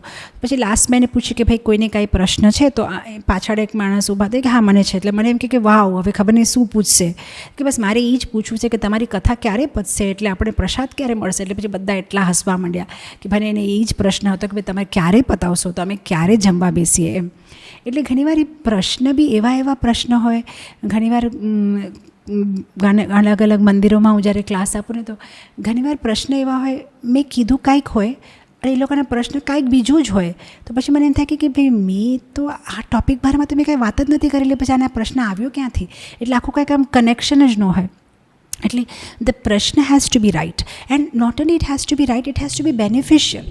એટલે એવું કાંઈક પૂછો જેમાં તમારું બી સારું થાય અને બીજા જે સાંભળવાવાળા છે એનું બી સારું થાય, અને એ જે બોલવાવાળા છે જે વક્તા એમને બી આનંદ સ્ફુરે કે હા ભાઈ શું ક્વેશ્ચન પૂછ્યો, એમ મજા આવી. એને બી થાય કે હા આ લોકો જે પૂછે છે દેટ મીન્સ આ લોકોને સમજાણું, મેં જે કીધું એ લોકો સમજ્યા છે બરાબર એમ. એટલે ક્વેશ્ચન્સ બેનિફિશિયલ હોવા જોઈએ. ક્વેશ્ચન્સ પૂછવાની વે હમ્બલ, વિનમ્ર, બહુ ઇમ્પોર્ટન્ટ. આપણે એકચ્યુઅલી ભગવદ્ગીતામાં શ્લોક જ છે, તદ્વિધિ પ્રણિપાતેના પરિપ્રશ્ન સેવયા ઉપદિશ્યંતે તે જ્ઞાનમ જ્ઞાનીના તત્વદર્શનઃ, કે છે કોઈ પાસે આપણે જ્ઞાન અગર સમજવું છે, લેવું છે, તો આપણા ક્વેશ્ચન કરવાનો બી પહેલાં આપણે એની સેવા કરીએ, પ્રણામ કરીએ, પછી આપણે કે but I have this question એમ, પણ મને આ છે ને આ વસ્તુ મારે જાણવી છે. દેર ઇઝ અ વે એમ. હવે તમે ખાલી આવીને આમ ઘણા એવા બી હોય. મને યાદ છે અમે લોકો એક ટ્રેનમાં જતા હતા વૃંદાવન, તો કોઈ આવ્યા મારી પાસે કે તમે અમે 200 જણા બધા હારે એકદમ કીર્તન કરતા તો કે મારે તમને પૂછવું છે, પણ જો મને છે ને આ બરાબર નથી, તમારું ઇસ્કોનનું છે ને આ બરાબર નથી. એટલે એ જેવી રીતે વાત કરતા હતા ને તો મને એમ થયું કે ક્યાં હવે આમની યારે હું ટાઈમ વેસ્ટ કરું બેસીને. પછી હવે કોઈનો ભાવ એવો હોય ને આપણને એમ થાય કે અરે મારા 2 કલાક ખર્ચા કરું તો બી અગર આનામાં ભક્તિ વધતી હોય આ જીવમાં તો મારા 2 કલાક ભલે મારો જપ ન થાય પણ આને કંઈક સમજાવો. પણ એ જેવી રીતે બોલતા હતા ને મને એમ થયું કે ભાઈ હવે આની યારે શું મારે ખોટે મગજગરમી. હા તમે જે કહો છો એ બરાબર છે, હા તમે જે કીધું બરાબર, એકદમ બરાબર. તો બરાબર છે ને બેન, મેં જે કીધું બરાબર, હા એકદમ બરાબર, તમે બરાબર જ સમજ્યા છો. તો એકદમ ખુશી વયા ગયા કે જો હું કેવું બોલ્યો અને આ બેન એકદમ ચૂપ થઈ ગયા. તો બધા અમારા ડિવોટીસ કે માતાજી તમે કેમ ન બોલ્યા, તમારે કેવું જોઈએ ને. તો મેં કીધું જો હું તમને એક સ્ટોરી કહું. આ વોટ્સએપમાં આ સ્ટોરી બહુ ફેમસ થઈ છે. એકવાર એક ગધેડો હતો અને એક સિંહ અને એક ટાઈગર. તો આ ગધેડો અને ટાઈગરને બહુ ફાઇટિંગ થતી હતી. શું કામ ફાઇટિંગ થતી હતી? તો ગધેડો કે આપણો જે આ ઘાસ છે ને એ ઘાસ બ્લુ કલરનો હોય, તો ટાઈગર કે ઘાસ થોડી બ્લુ હોય, ઘાસ તો ગ્રીન કલર હોય. તો બે જણા ફાઇટિંગ કરે તો 15 ડેઝથી ફાઇટિંગ ચાલતી હતી. તો પછી બેઉ થાક્યા અને પછી રાજા પાસે ગયા. રાજા એટલે સિંહ, કિંગ, જે lion is a king of the forest. તો લાયન પાસે ગયા તો ગધેડાએ કીધું કે જો લાયન મહારાજ 15 દિવસથી અમારું માથું ખાય છે, હું કહીને થાકી ગયો કે ભાઈ ઘાસ જે છે એ બ્લુ કલરનું હોય, ગ્રીન કલરનું ન હોય, તમે શું કહો? હા તે એકદમ બરાબર કીધું. તો મેં બરાબર કીધું ને, તો હવે આને પનિશમેન્ટ કરો. તો કે આને પનિશમેન્ટ આપું છું, 15 દિવસ સુધી આ ટાઈગર હારે કોઈએ વાત નહીં કરવાની, એને આપણે બહાર કરી નાખીએ. પનિશમેન્ટ આપી દીધું, બધું પતી ગયું. પછી 15 દિવસ પછી ટાઈગર આવ્યો લાયન પાસે કે તમને પનિશમેન્ટ આપ્યું, કાંઈ વાંધો નહીં, મેં સહન કર્યું, પણ મારે ખાલી એક જ વસ્તુ તમને પૂછવી છે, આ જે ઘાસ છે એ ગ્રીન છે કે બ્લુ છે? તો કે ગ્રીન જ છે. તો કે મેં તો બરાબર કીધેલું, પણ તમે મને કેમ પનિશમેન્ટ આપ્યું, તમે આ ગધેડાને કેમ પનિશમેન્ટ ન આપ્યું? તો કે મેં તને એટલે પનિશમેન્ટ આપ્યો કે તે 15 દિવસથી એક ગધેડાની પાછળ આટલો ટાઈમ વેસ્ટ કર્યો, તું આ ગધેડા કરતાં તું મોટો ગધેડો છે, તને આટલી બુદ્ધિ ન આવી કે ગધેડા હારે તારે આટલું ટાઈમ વેસ્ટ કરાય? એ જ્યારે કહે છે કે બ્લુ છે તો ભાઈ હા બ્લુ છે, છોડ ને, એટલે મેં તને પનિશમેન્ટ આપ્યો. એટલે ઘણીવાર આપણા લાઈફમાં બી એવું હોય કે ભાઈ ખોટે આપણે કોઈને પ્રૂવ કરવાની જરૂર જ નથી કે ભાઈ મને બહુ જ્ઞાન છે. આ જીવ સમજવા લાયક છે તો સમજાવો, નહીં તો છોડો. કેટલા જીવ છે આ દુનિયામાં જેને ભગવાનને બારામાં કહેવાવાળું કોઈ નથી, એની પાછળ થોડો સમય આપો. એટલે જુઓ, મારા જળ ભારતને રહગુણનું આવશે તમારા પછીના જે ભાગવતના Kento 5 I think so, Kento 5માં આવશે મહારાજ રહગુણા અને જળ ભરત કોઈ દિવસ મોઢું નથી ખોલતા, કોઈ હારે વાત નથી કરતા. પણ જ્યારે રહગુણા મહારાજની કાંઈક કહે છે, બોલે છે કે ભાઈ કે અપમાન કરે છે, તો જળ ભરત એટલું સુંદર એને જ્ઞાન આપે છે. બિકોઝ એને ખબર છે કે આ માણસ પાછળ હું મારો 2 કલાક ટાઈમ વેસ્ટ કરીશ તો આ ભક્ત બનશે, આ જીવ બરાબર છે, આ જીવ શું પામવાને લાયક છે એમ. તો અહીંયા same thing in our lifes also. આપણે અનનેસેસરી બીજા પાછળ ટાઈમ વેસ્ટ નહીં કરવાનો. But here Parikshit Maharaj was a perfect listener. He was asking the right question. એવું કંઈક એને પરીક્ષિત મહારાજે એવું ન પૂછ્યું, ભાઈ આ તક્ષક જ્યારે મને કાટશે ને, મને બાઇટ કરશે ને, તો તમારી પાસે કંઈ એન્ટીડોટ છે, એટલે હું શું કરું? તમને કોઈ જાનેતર વેદ છે? Do you know any doctor? એવું નથી પૂછ્યું એને. હી નેવર આસ્ડ કે ભાઈ મારા મરણનું શું થશે, કે ભાઈ હું તક્ષક પાસેથી કેવી રીતે બચી જાઉં, તમે મને છુપાડી શકશો, તમે મને બચાવી શકશો? He asked the right question કે ભાઈ મરવાનું તો છે જ, પણ at least I got the opportunity, I know કે હું ક્યારે મરવાનું છું, બસ મને હવે કહો હું કેવી રીતે ભગવાન પાસે જાઉં. ઇનફેક્ટ ઇવન ખટંગ મહારાજ જ્યારે આ દેવતાઓનો ને રાક્ષસોનો યુદ્ધ થયો હતો ને, ત્યારે એમને દેવતાઓને બહુ હેલ્પ કરેલી. તો ફાઇનલી જ્યારે બધું વોર જીતી ગયા, તો પછી ઇન્દ્રએ કીધું, એ ખટંગ મહારાજ હું તમને કાંઈ આપવા માગું છું, બોલો તમને શું જોવે છે એમ, તમે કાંઈક તો માંગો, તમે કેટલું અમને હેલ્પ કર્યો બધું વોર જીતવામાં. તો ખટંગ મહારાજે કીધું, મને ખાલી એક જ વસ્તુ જાણવી છે, હું ક્યારે મરવાનું છું, મારી પાસે હવે કેટલા દિવસ બાકી છે? તો કે તમારી પાસે હવે ખાલી 1 મોમેન્ટ, 1 મિનિટ જ બાકી છે. તો કે બસ મને આટલું જ જાણવું છે, મને કાંઈ નથી જોતું તમારી પાસે. આ 1 મિનિટ હવે હું ભગવાનનું ધ્યાન કરીને I want to leave my body. અને પછી 1 મિનિટ ભગવાનનું ધ્યાન કરે છે અને ભગવત ધામ જાય છે. એટલે એ કેટલા ઇન્ટેલિજન્ટ હતા કે એને થયું કે ભાઈ હું ટેમ્પરરી આ ને ઈને માંગીને શું કરું, મને આ કેટલો સરસ ઓપોર્ચ્યુનિટી મળી ગયો કે ભાઈ મને ખબર છે હું ક્યારે મરવાનો છું, તો હું આ 1 મિનિટને સરખી રીતે યુટિલાઇઝ કરીશ. તો Parikshit Maharaj was so intelligent. Right question પૂછ્યો, જે બધાને બેનિફિટ હોય એને બેનિફિટ હોય, જે પરમનન્ટ બેનિફિટ હોય, કોઈ ટેમ્પરરી બેનિફિટ નહીં. રાઇટ મૂડમાં પૂછ્યો, રાઇટ હ્યુમિલિટીથી પૂછ્યો, રાઇટ પર્સનને પૂછ્યો. એને પછી કાંઈ એના ચેરિયટ ડ્રાઈવરે નથી કીધું કે ભાઈ ચાલ આપણે અહીંયાથી ક્યાંક છુપાઈ જઈએ. ના, હી નોઝ કોને પૂછવા જેવું. જે વિરક્ત પોતે જે વિરક્ત શિરોમણી જે સુખદેવ ગોસ્વામી જે ભક્ત છે એમને કરેક્ટ પ્રશ્ન પૂછ્યો. એમને એમનો વિચારવા આને શું પૂછવું, આ તો 16 વર્ષનો નાનો છોકરો, આ શું જાણે, એમ તો આટલા વર્ષોથી હું તો યુધિષ્ઠિર મહારાજના વંશથી આવું છું, હવે એને શું ખબર હોય, મને ખબર હોય ને. આપણે ઘણીવાર એમ થઈ જાય ને કે આને શું ખબર હોય, મને ખબર હોય ને, અમે આટલા વર્ષોથી કરતા અમને ન ખબર હોય. પણ એને કેટલી બુદ્ધિ હતી કે ના, આ લાયક છે, આને પૂછવું જોશે, આને પૂછીને કરવા જેવું છે. એટલે સુખદેવ ગોસ્વામી કરેક્ટ. એટલે આપણા બી જીવનમાં એક સરસ ગુરુ, એક સરખો ગુરુ.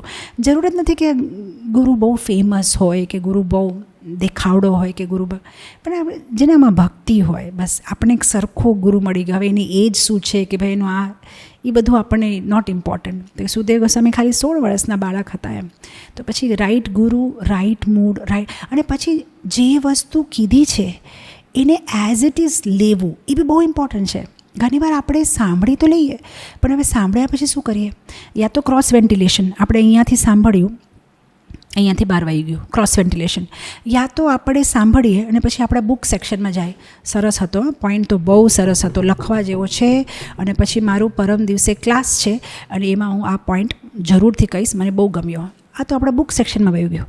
યા તો ક્રોસ વેન્ટિલેશન ગયું, યા તો બુક સેક્શનમાં ગયું, યા તો મેમરી સેક્શનમાં ગમ્યો, સરસ હતો, પોઈન્ટ બહુ સારો હતો. ના, જવું જોવે આપણા સંકલ્પ સેક્શનમાં કે આ પોઈન્ટ બોલ્યો અને વાવ, આ તો મારા જીવનમાં અપનાવવા જેવો છે, એકદમ મજા આવી ગઈ, હવે હું મારી લાઈફ આ સાંભળ્યા પછી આવી રીતે ચેન્જ કરીશ એમ. એટલે Parikshit Maharaj was that kind of speaker. એ એટલે નહોતા સાંભળતા કે ભાઈ મારે હવે પાછો ક્લાસ આપવાનો છે, કે ભાઈ મારો 2 કલાક સાત્વિક ટાઈમ પાસ થઈ ગયો, ભાઈ મૂવી નથી, પિક્ચર ન જોઈને કાંઈ ભગવાનનું સાંભળ્યું તો ભાઈ આપણે સાત્વિક એન્ટરટેનમેન્ટ કરી. ના, he really wanted to change his life. એટલે નહોતા સાંભળતા કે ભાઈ ચલો બધા સાંભળે છે તો ભાઈ આપણે બી સાંભળીએ, સારું લાગે, આપણે બધા હતા તો ભાઈ આપણે બી બેઠા હતા સત્સંગમાં. ઘણીવાર તો હવે સત્સંગ શો માટે બી થઈ જાય છે કે ભાઈ આ લોકોએ બોલાવ્યું તો પછી બેસવું તો પડે જ ને આપણે કથામાં. એ લોકોએ બોલાવ્યું આપણને, પછી આપણે કથા કરીએ ત્યારે એ લોકો આવે, એ લોકો કથા કરે એટલે પછી આપણે જવાનું. એ બી એક સોશિયલ ફંક્શન થઈ ગયું છે. તો પણ એ સોશિયલ ફંક્શન માટે બી નહોતા બેઠેલા કે કોઈને ખરાબ લાગશે કે કોઈ જોવે છે કે નહીં આપણે કથામાં આવ્યા છે કે નહીં, એની માટે બી નહીં, મારું જીવન માટે મારે શું કરવાનું છે. એટલે that is a right attitude. જ્યારે કોઈ કથા સાંભળે કે મારા જીવન માટે મને જરૂરત છે, હું કોઈ માટે નથી સાંભળતો. અને ઘણીવાર થોડા શ્રોતા એવા બી હોય કે હાથે કરીને એમની વાઈફને લઈ આવે કે ભાઈ તું સાંભળ, તારી માટે જ બોલે છે, કાંઈક તો આનામાં ચેન્જ આવે. એટલે ઘણીવાર એવી રીતે બી લોકો સાંભળતા હોય કે હવે આ સાંભળ્યું કે નહીં, મારી વાઈફે સાંભળ્યું કે નહીં, મારા વરે સાંભળ્યું કે નહીં, એમની માટે બહુ જરૂરત હોય. આજે સ્વામીજીએ કેટલું સરસ કીધું, ગુસ્સો નહીં કરો, તમે કેમ ક્રોધ કરો છો, તમે સાંભળ્યું કે નહીં આજે. એટલે આપણે એ બી હોય કે ભાઈ બીજાને સંભળાવીએ કે ભાઈ, અને કોઈને બીજાને કહેવા માટે કે ભાઈ હવે મેં આવું સાંભળ્યું.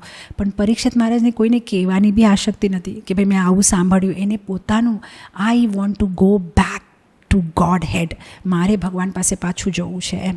એટલે એની આખી જે દેટ્સ ધ રિયલ શ્રોતા, the real person, the real ભાવ, the real body language, the real attitude, the real intention, એમનું જે ઇન્ટેન્શન કે ભાઈ કેવી શું કામ સાંભળવું છું. એન્ડ ધી અધર થિંગ, ઘણીવાર એવું બી થાય કે આપણે કંઈક સાંભળીએ પછી આપણે એમાં થોડું આપણું જ્ઞાન મિક્સ કરીએ, પછી એની મસ્ત આપણે રેસીપી બનાવીએ અને પછી આપણે એને અપ્લાય કરીએ. અને આપણે પછી આપણા બધા કારણ બી હોય ના, એ તો હવે એ લોકો તો એવું બોલે, હવે વક્તા તો એવું બોલે, પણ એવું થોડી આપણે કરી શકીએ. એટલે પછી આપણે થોડું આપણું જ્ઞાન મિક્સ કરીએ એમ. પણ પરીક્ષિત મહારાજ એવું પોતાનું કાંઈ નથી મિક્સ કર્યું એમાં. એને જે સાંભળ્યું એઝ ઇટ ઇઝ એને લીધું, એ બહુ જરૂરી છે. ઇનફેક્ટ દેટ્સ વાય અમારા ઇસ્કોનમાં ગીતાના હેડિંગમાં લખ્યું છે Bhagavad Gita as it is. Because Prabhupada અમારા જે પરમ ગુરુ હતા એ કહેતા કે બધાને બહુ એવી હેબિટ હોય મિક્સિંગની. ગુરુ કંઈક કહે પછી એમાં પોતાનું કંઈક બુદ્ધિ લગાડે, પછી એમાં કંઈક મિક્સ કરે, પછી રેસીપી બનાવે, પછી પાછું કંઈક બીજું કાઢે એમાંથી. કે આપણે એવું બધું કંઈ કાઢવું નથી. જે કૃષ્ણએ કીધું, જે અર્જુને પૂછ્યું, બધું ડાયરેક્ટ એઝ ઇટ ઇઝ. તો પરીક્ષિત મહારાજે બધું એઝ ઇટ ઇઝ જ સાંભળ્યું, પોતાનું કાંઈ બુદ્ધિ ન વાપરીએ એમાં. બિકોઝ ઘણીવાર એમાં શું થઈ જાય છે કે ઇન્સ્ટ્રક્શન્સ ડાયલ્યુટ થઈ જાય. આપણે સાંભળ્યું કાંઈક હોય પણ પછી આપણને એમ થાય કે ભાઈ હવે જો હવે સાધુ તો એ લોકો એમ જ બોલે, એ લોકોને થોડી ખબર હોય આપણા લાઈફમાં શું થતું હોય. એટલે થોડું એ લોકોનું લેવાનું, થોડું આપણે આપણી રીતે કરવાનું, અને પછી તો એ આપણી રીતે જ્યારે આપણે મિક્સ કરીએ ત્યારે પછી બધું ડાયલ્યુટ થઈ જાય, પણ બધું એઝ ઇટ ઇઝ લેવાનું. તો that all qualities Parikshit Maharaj had. એમાં એવી બધી ક્વોલિટીઝ હતી. The right listener, right language, right everything. અને સિમ્પલ કેટલું બધું જે આપણા ડે ટુ ડે લાઈફમાં સમજવા જેવી ક્વેશ્ચન્સ જ પરીક્ષિત મહારાજે પૂછ્યા છે. હું કેવી રીતે કરી શકું એઝ એ ગૃહસ્થ, હું કેવી રીતે મારા લાઈફમાં કેવી રીતે આને અપનાવી શકું, આને હું કેવી રીતે સમજું, અને કેટલું સરસ એમને ક્વેશ્ચન્સ પૂછ્યા છે. Anyway I think I have gone out of time, પણ હવે એક નાનું મેં એક એક્રોનિમ બનાવ્યો છે પરીક્ષિત. એ તમારી યારે હું શેર કરીને પછી અહીંયા હું ક્લાસ ક્લોઝ કરીશ. પરીક્ષિત એટલે P for protected, protected in womb and named Parikshit. એટલે જે આપણે યાદ રાખવા માટે પરીક્ષિત મહારાજનું. પ ફોર પરીક્ષિત, જેને રક્ષા કરેલી ભગવાને વૂમમાં, પ્રોટેક્ટેડ. એ ફોર અસર્ટેડ ધર્મ બાય રેસ્ટ્રિક્ટિંગ કલી. એમને ધર્મને બચાવ્યો કલીને રેસ્ટ્રિક્ટ કરીને અંદર આવવા ન દીધો. R for responded to curse with surrender. જે એમને શ્રાપ આપેલો, પણ એમનો રેસ્પોન્સ શું હતો એ શ્રાપ ઉપર, એ ગુસ્સા નહોતા થયેલા, એમને સહજ સ્વીકાર કરેલું. નેક્સ્ટ આઈ ઇમ્બાઇડેડ ડિટેચમેન્ટ. જેમ એ કર્સ મળી એમ એમને શું કીધું કે અરે આ તો મને સુંદર કારણ મળી ગયો, હવે હું બધું ત્યાગ કરીશ, અને એમના કિંગડમને ત્યાગ કરી નાખ્યો. નેક્સ્ટ કે પરીક્ષિત. કે for new the value of time. એને કેટલી બુદ્ધિ હતી કે ભાઈ આ ટાઈમ અગત્યનો છે, આમ ટાઈમ વેસ્ટ નથી કરવાનો. એક ક્ષણ બી આપણે જે વેસ્ટ કરીએ છીએ, લાખો કરોડો આપે તો બી આ ક્ષણ પછી પાછો આવતો નથી. ઇનફેક્ટ ભાગવતમાં એક બહુ સુંદર શ્લોક છે, મને હવે બરાબર યાદ નથી આવતો, પણ એનો ફર્સ્ટ લાઇન એ છે કે સિમ્ટમ ઓફ એ ડિવોટી. આપણને જાણવું હોય કે કોઈ ભક્ત છે કે નહીં, તો સૌથી પહેલાં એનો ક્વોલિટી એ હોય કે કોઈ દિવસ ટાઈમ વેસ્ટ ન કરે. અવ્યર્થ કાલેના. કોઈ દિવસ ભક્ત જે હોય એ સમય નષ્ટ ન કરે. એને સમયની બહુ વેલ્યુ હોય કે ભાઈ એક મિનિટ એ જે વયો ગયો પછી પાછો કોઈ દિવસ નહીં આવે. તો એ કેટલા સ્માર્ટ હતા. જેમ એમને ખબર પડી એ કાંઈ પાછું કહેવા ના ગયા કોઈને કે ભાઈ હવે આપણે ઇમિડિયેટલી બધા રોયલ રોબ્સ ત્યાગ કર્યા ને સીધા ભાગ્યા ગંગા તટ પાસે. ઇનફેક્ટ અમે લોકો હમણાં જઈએ છીએ નેક્સ્ટ મંથ સપ્ટેમ્બરમાં શુક્રતાલ, એ જગ્યામાં જઈએ છીએ જ્યાં સુખદેવ ગોસ્વામીએ પરીક્ષિત મહારાજને ભાગવત સંભળાવી હતી. એ સેમ જગ્યામાં અમે જઈએ છીએ. હરિદ્વાર, ઋષિકેશ, એટલે હરિદ્વાર અને દિલ્હીના રસ્તામાં જ આવે છે એ જગ્યા શુક્રતાલ. લાસ્ટ યર અમે લોકો નૈમિષારણ્ય ગયા હતા જ્યાં સુત ગોસ્વામીએ ભાગવત કીધેલી, અને આ વખતે અમે શુક્રતાલ જઈએ છીએ. નેક્સ્ટ એસ ફોર શ્રદ્ધા ઇન હરિકથા. કેટલી ફેથ હતી એમની હરિકથા ઉપર. 7 days 7 nights વિદાઉટ બ્રેક એમને કન્ટિન્યુઅસ ભગવાનની હરિકથા સાંભળી. Next H for heroic death. એક હીરોની જેમ. એકચ્યુઅલી પરીક્ષિત મહારાજને તક્ષકે ન મારી શક્યા, બિકોઝ ઇવન બિફોર તક્ષક આવ્યો એમને મારવા માટે, એની પહેલાં જ પરીક્ષિત મહારાજ સમાધિમાં હતા. એમના આત્મા એની શરીરને છોડીને નીકળી ગઈ હતી.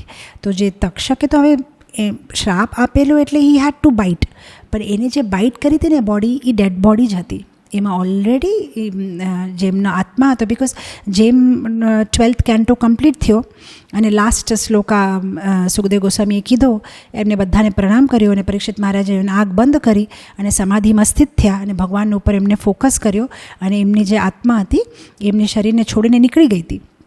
અને ત્યારે તક્ષક આવીને એના શરીર, જે મૃત શરીર જ કહેવાય ને, જ્યાં તો આત્મા નીકળી ગઈ હતી, એને ઓલું કર્યું. બિકોઝ ભગવાનના ભક્ત નમે ભક્ત પ્રનશ્યતિ. ભગવાનના ભક્તને કોઈ મારી જ ન શકે.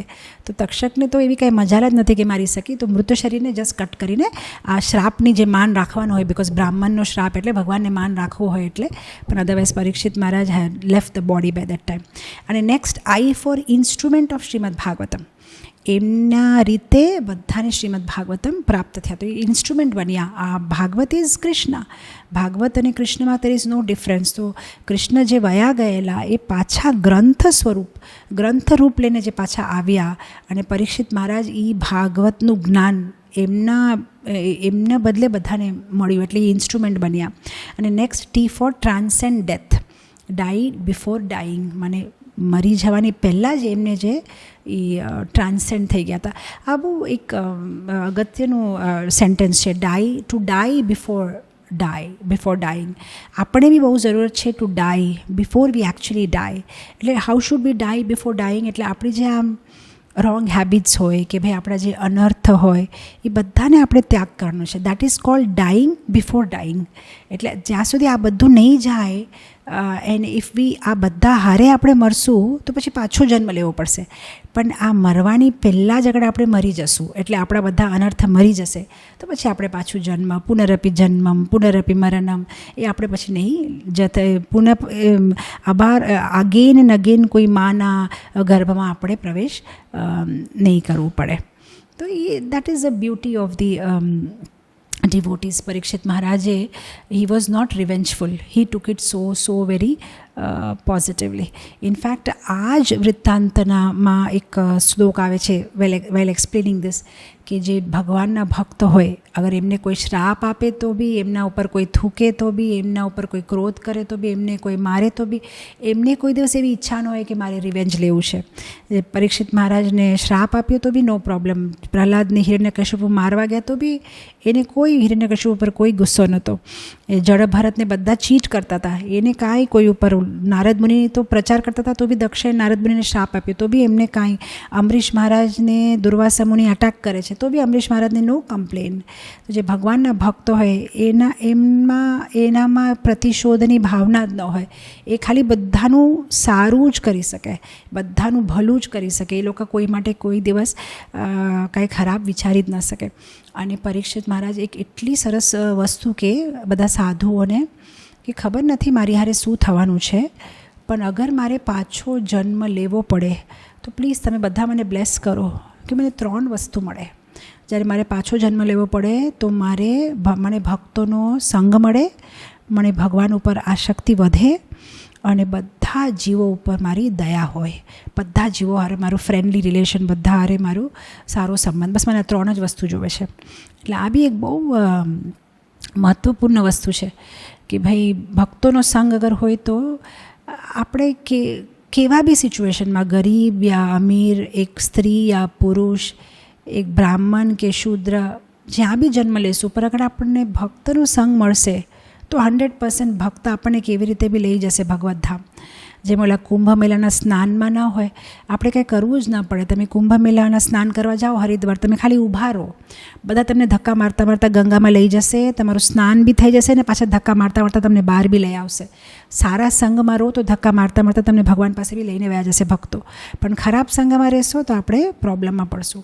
બસ ભગવાન ઉપર આસક્તિ, કોઈ દિવસ ભગવાનને ન ભૂલવું, બસ એ જ પરીક્ષિત મહારાજ માંગે છે ને.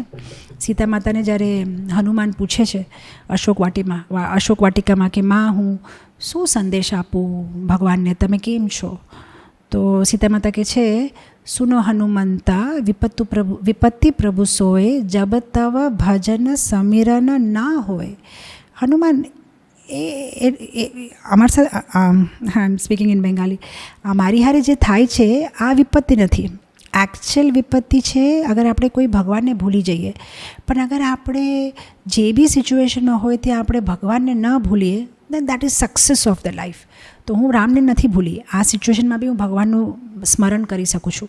અગર હું ભગવાનનું સ્મરણ જે દિવસે નહીં કરી શકું, દેટ ઇઝ ધ રિયલ વિપત્તિ આપણા લાઈફમાં. તો ઘણીવાર આપણા લાઈફમાં બી ઉતાર ચઢાવ આવી શકે, કોઈક વાર ફાઇનાન્શિયલી, કોઈક વાર બિકોઝ ઓફ હેલ્થ, કોઈક વાર બિકોઝ ઓફ રિલેશનશિપ્સ. પણ આપણે કેવી રીતે ગોજ કરવાનું કે is it real problem or not? Are we forgetting Krishna? Then that's a real problem. આપણા જીવનમાં બધું સરસ ચાલે છે, everything, financially, relationship wise, health wise, પણ આપણે ભગવાનને ભૂલી ગયા છે. ઓહ, દેટ મીન્સ આ તો બહુ વિપત્તિ વેરી બિગ પ્રોબ્લેમમાં છે આપણે. અને આપણા જીવનમાં કાંઈ બરાબર નથી, બધું સ્ટોક માર્કેટ બી ડાઉન છે ને અહીંયા બી પ્રોબ્લેમ છે ને આના કંઈક ડિવોર્સ થઈ જવાનું છે ને આ બધું ઘરમાં કકરાટ છે. પણ આપણે ભગવાનને નથી ભૂલતા, આપણે ભગવાનનું સ્મરણ ચાલે છે તો પછી કાંઈ વિપત્તિ નથી, એ બધું ટેમ્પરરી છે, આ તો બધું બરાબર થઈ જશે. પણ મેઇન ભગવાન આપણા સ્મરણમાં છે કે નથી, એ જ મોસ્ટ ઇમ્પોર્ટન્ટ છે. અને ભગવાનનું સ્મરણ કરતાં કરતાં પરીક્ષિત મહારાજ એમનું શરીર છોડે છે.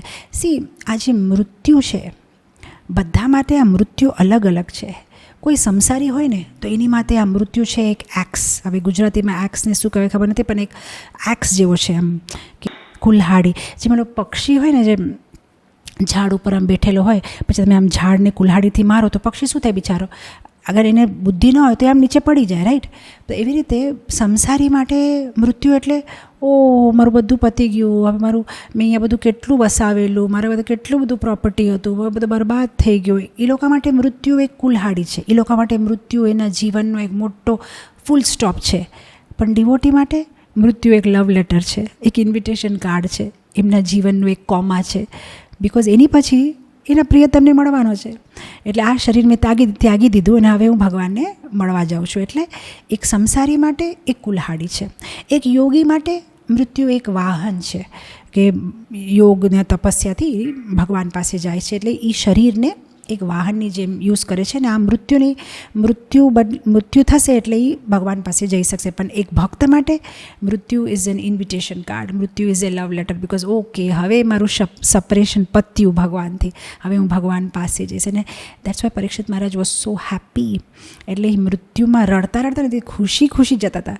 સી દેટ ઇઝ વાય જ્યારે આપણે ભગવાનના બારેમાં જાણીએ, સમજીએ, ત્યારે મૃત્યુ એક આનંદનો ત્યોહાર થઈ જાય કે because now you are going to meet the lord. જેમ એક નવી જે લગ્ન થયેલી આમ રડતી હોય કે મા બાપને છોડીને, પણ આમ આનંદ હોય કે હવે હું મારા નવા ઘરમાં જઈશ ને મારા હસબન્ડ હારે ને પતિ હારે. એવી રીતે જે ભગવાનના પ્રેમમાં એકવાર પડી જાય એની માટે મૃત્યુ ઇઝ લાઈક ઓકે, આમ અહીંયાના બધા ડિવોટીઝને છોડીએ છીએ પણ then I am going back home, હું ભગવાન પાસે જાઉં છું. એટલે તો જ્યારે મોટા ભક્તોનું મરણ થાય તો એમનો મરણ અને એમનો જન્મ બેઉ આપણે સેલિબ્રેટ કરીએ, અપિયરન્સ ડે અને ડિસઅપિયરન્સ ડે. બિકોઝ અપિયરન્સ એટલે આપણા એસોસિએશનમાં એ લોકો આવ્યા અને ડિસઅપિયરન્સ એટલે એ બી સેલિબ્રેશન કરવું જોઈએ બિકોઝ એ હવે ભગવાન પાસે જાય છે એમ. એટલે બેઉનો આપણે આનંદ મનાવીએ છીએ. તો ગ્લોરિયસ લાઈફ હતી પરીક્ષિત મહારાજની. And the best part is that he had that faith on Krishna કે જે હરિ કરે સે મમ હિત. That's one takeaway lesson that I feel from Parikshit Maharaj's life, that such faith on Lord. Apparently externally દેખાય છે કે something is going to happen wrong to you, તમે 7 daysમાં મરવાના છો, but still that positive attitude because he knows that Krishna can never do anything wrong to me. આમાં બી ભગવાનનો કાંઈ plan છે. મારે કૃષ્ણ રાખે કૃષ્ણ મારે કે. if Krishna wants to kill you, no one can save you. If Krishna wants to save you, no one can kill you. Krishna has a plan. કાંઈ બી આપણા જીવનમાં થાય છે, કૃષ્ણ હેઝ એ પ્લાન. સો આપણા ગુજરાતીમાં એક ભજન છે જે મને બહુ ગમે છે. ચિત્ત તું સિદ્ધની ચિંતા કરે, કૃષ્ણએ કરવું હોય તે કરે. આપણે શું કરવાની ચિંતા? આપણે જેટલા બી ઠેકડા મારવાના છે, ભગવાને જે કરવાનું છે એ જ કરવાના છે. પણ આપણે કેટલા વ્યાકુલ થઈ જાય, આમ શું કામ થયું ને, આમ શું કામ થયું ને. જે હરિ કરે સે મમ હિત. એ ભક્તનો એક ડાયલોગ એના લાઈફમાં એને રાખવું જોઈએ, એના હાર્ટમાં. જે હરિ કરે સે મમ હિત. ભગવાનને આપણું હિત કરવાનું જ આવડે છે, બીજું કાંઈ એમને આવડતું જ નથી. He just knows how to love us. અને એ આપણને ખાલી પ્રેમ જ કરે છે. અપેરેન્ટલી આપણને કોઈક વાર લાગે કે ભાઈ આમ શું કામ છે. Like for example sometimes mummies laddu બનાવતી હોય ને, એટલો પ્રેમથી બનાવતી હોય ને, સ્કૂલથી આવશે ને એટલે પછી એને આપીશ ને પછી ખબર પડે કે ભાઈ આને તો કાંઈક પેટમાં દુખે છે તો પછી ના આપે. તો હવે ઘણીવાર એમ દીકરાને થાય કે કોની માટે? મારી માટે બનાવીને પણ મને જ નથી આપતી. હા, તારી માટે જ બનાવ્યું છે પણ હમણાં તને નહીં આપું બિકોઝ તારી માટે બરાબર નથી. જ્યારે આપવાનું હશે ત્યારે આપીશ. એટલે આ દુનિયામાં બી ભગવાન always wants to make us happy. આપણી માટે જ બધું છે પણ હમણાં નહીં, જ્યારે આપવાનું હશે ત્યારે આપશે. He has his own time and ત્યારે we just have to be patient. બનાવે છે આપણી માટે જ, એટલો પ્રેમ છે આપણી માટે જ. એને બહુ ઈચ્છા છે કે આ મારો ભક્ત ખાય, કે આ મારો ભક્ત આનંદ કરે. પણ જ્યારે કેટલું આપવાનું, ક્યારે આપવાનું, એ બધું ભગવાન ડિસાઈડ કરે બિકોઝ હી લવ્સ અસ. અને એઝ એ ડિવોટી આ પેશન્સ આપણે રાખવાની છે. So what an amazing devotee that Parikshit was. And even though somebody may ask, ભાઈ ભગવાને એને પ્રોટેક્ટ ન કર્યું, but lord has a bigger plan. ભગવાને ઇન્દ્રદ્યુમ્ન મહારાજને ના પ્રોટેક્ટ કર્યું, એ તો ગજેન્દ્ર એક હાથી બની ગયા. ભગવાને ચિત્રકેતુને ના પ્રોટેક્ટ કર્યું, એ તો રાક્ષસ બની ગયા, વૃત્સાસુર. ભગવાને ભરત મહારાજને ના પ્રોટેક્ટ કર્યું, એ તો હિરણ બની ગયા. પણ ભગવાનની પ્રોટેક્શનની પરિભાષા બહુ ડિફરન્ટ છે. આપણી માટે પ્રોટેક્શન એટલે શરીરનું પ્રોટેક્શન, પણ ભગવાન માટે પ્રોટેક્શન એટલે આત્માનું પ્રોટેક્શન. બિકોઝ ભગવાન આપણું બિગર પિક્ચર જુએ છે. આપણે ખાલી આ લાઈફ જ જોતા હોય, બર્થ ટુ ડેથ, પણ આ બર્થની પહેલાં બી આપણી લાઈફ હતી અને આ ડેથ પછી બી આપણી લાઈફ છે. હમણાં જે જીવીએ છીએ એ આપણા આટલા મોટા જીવનમાં એક નાનું કાલ છે, અને એ નાના કાલમાં આપણે કેટલી બધી એક્સપેક્ટેશન્સ ભગવાન પાસે રાખીએ છીએ, પણ ભગવાન આપણું આખું પિક્ચર જોવે છે. એટલે તો ભગવાન ઓલવેઝ આપણું ભવિષ્ય જાણે છે, એટલે ભવિષ્ય જાણીને આપણું વર્તમાન પ્લાનિંગ કરે છે. અને આપણે શું કરીએ, આપણું વર્તમાન આમ છે એટલે આપણે આપણું ભવિષ્યના પ્લાનિંગ બનાવીએ. આપણે હું આમ કરીશ ને પછી હું આમ કરીશ, પણ હવે શું થશે ખબર નથી. પણ ભગવાનને ખબર છે ભવિષ્યમાં શું થવાનું છે, એની હિસાબથી આપણું વર્તમાન આજ ભગવાન પ્લાન કરે છે. તો પરીક્ષિત મહારાજને ભગવાને પ્રોટેક્ટ કર્યું છે ઇન ધ રાઇટ વે, કે ભાઈ તને 7 daysનું ટાઈમ આપી દઉં છું, નાવ યુ ફોકસ. હવે બધું છોડ, હવે તું ફોકસ કર, અને બસ હવે તો વહેલો મારી પાસે પાછો આવી જાય. And that's way Parikshit Maharaj focuses his mind and goes back home, back to Godhead. So with this I will end it here and pray to Lord Shri Krishna that આપણા બધાને બી પરીક્ષિત મહારાજ જેવો ભાવ આપે કે જ્યારે આપણે બી કોઈ વક્તાને સાંભળીએ તો આપણા જીવનમાં લેવા જેવી વસ્તુને લઈએ અને સરખો ભાવથી આપણા જીવનમાં એને અપનાવવાની કોશિશ કરે. Thank you so much. I think I have taken a lot of time. Thank you so much. I'll end it here. Jagat Guru Srila Prabhupada ki jai, Guru Maharaj ki jai. Hare Krishna. Sab Krishna Krishna Krishna lage, sab Krishna Krishna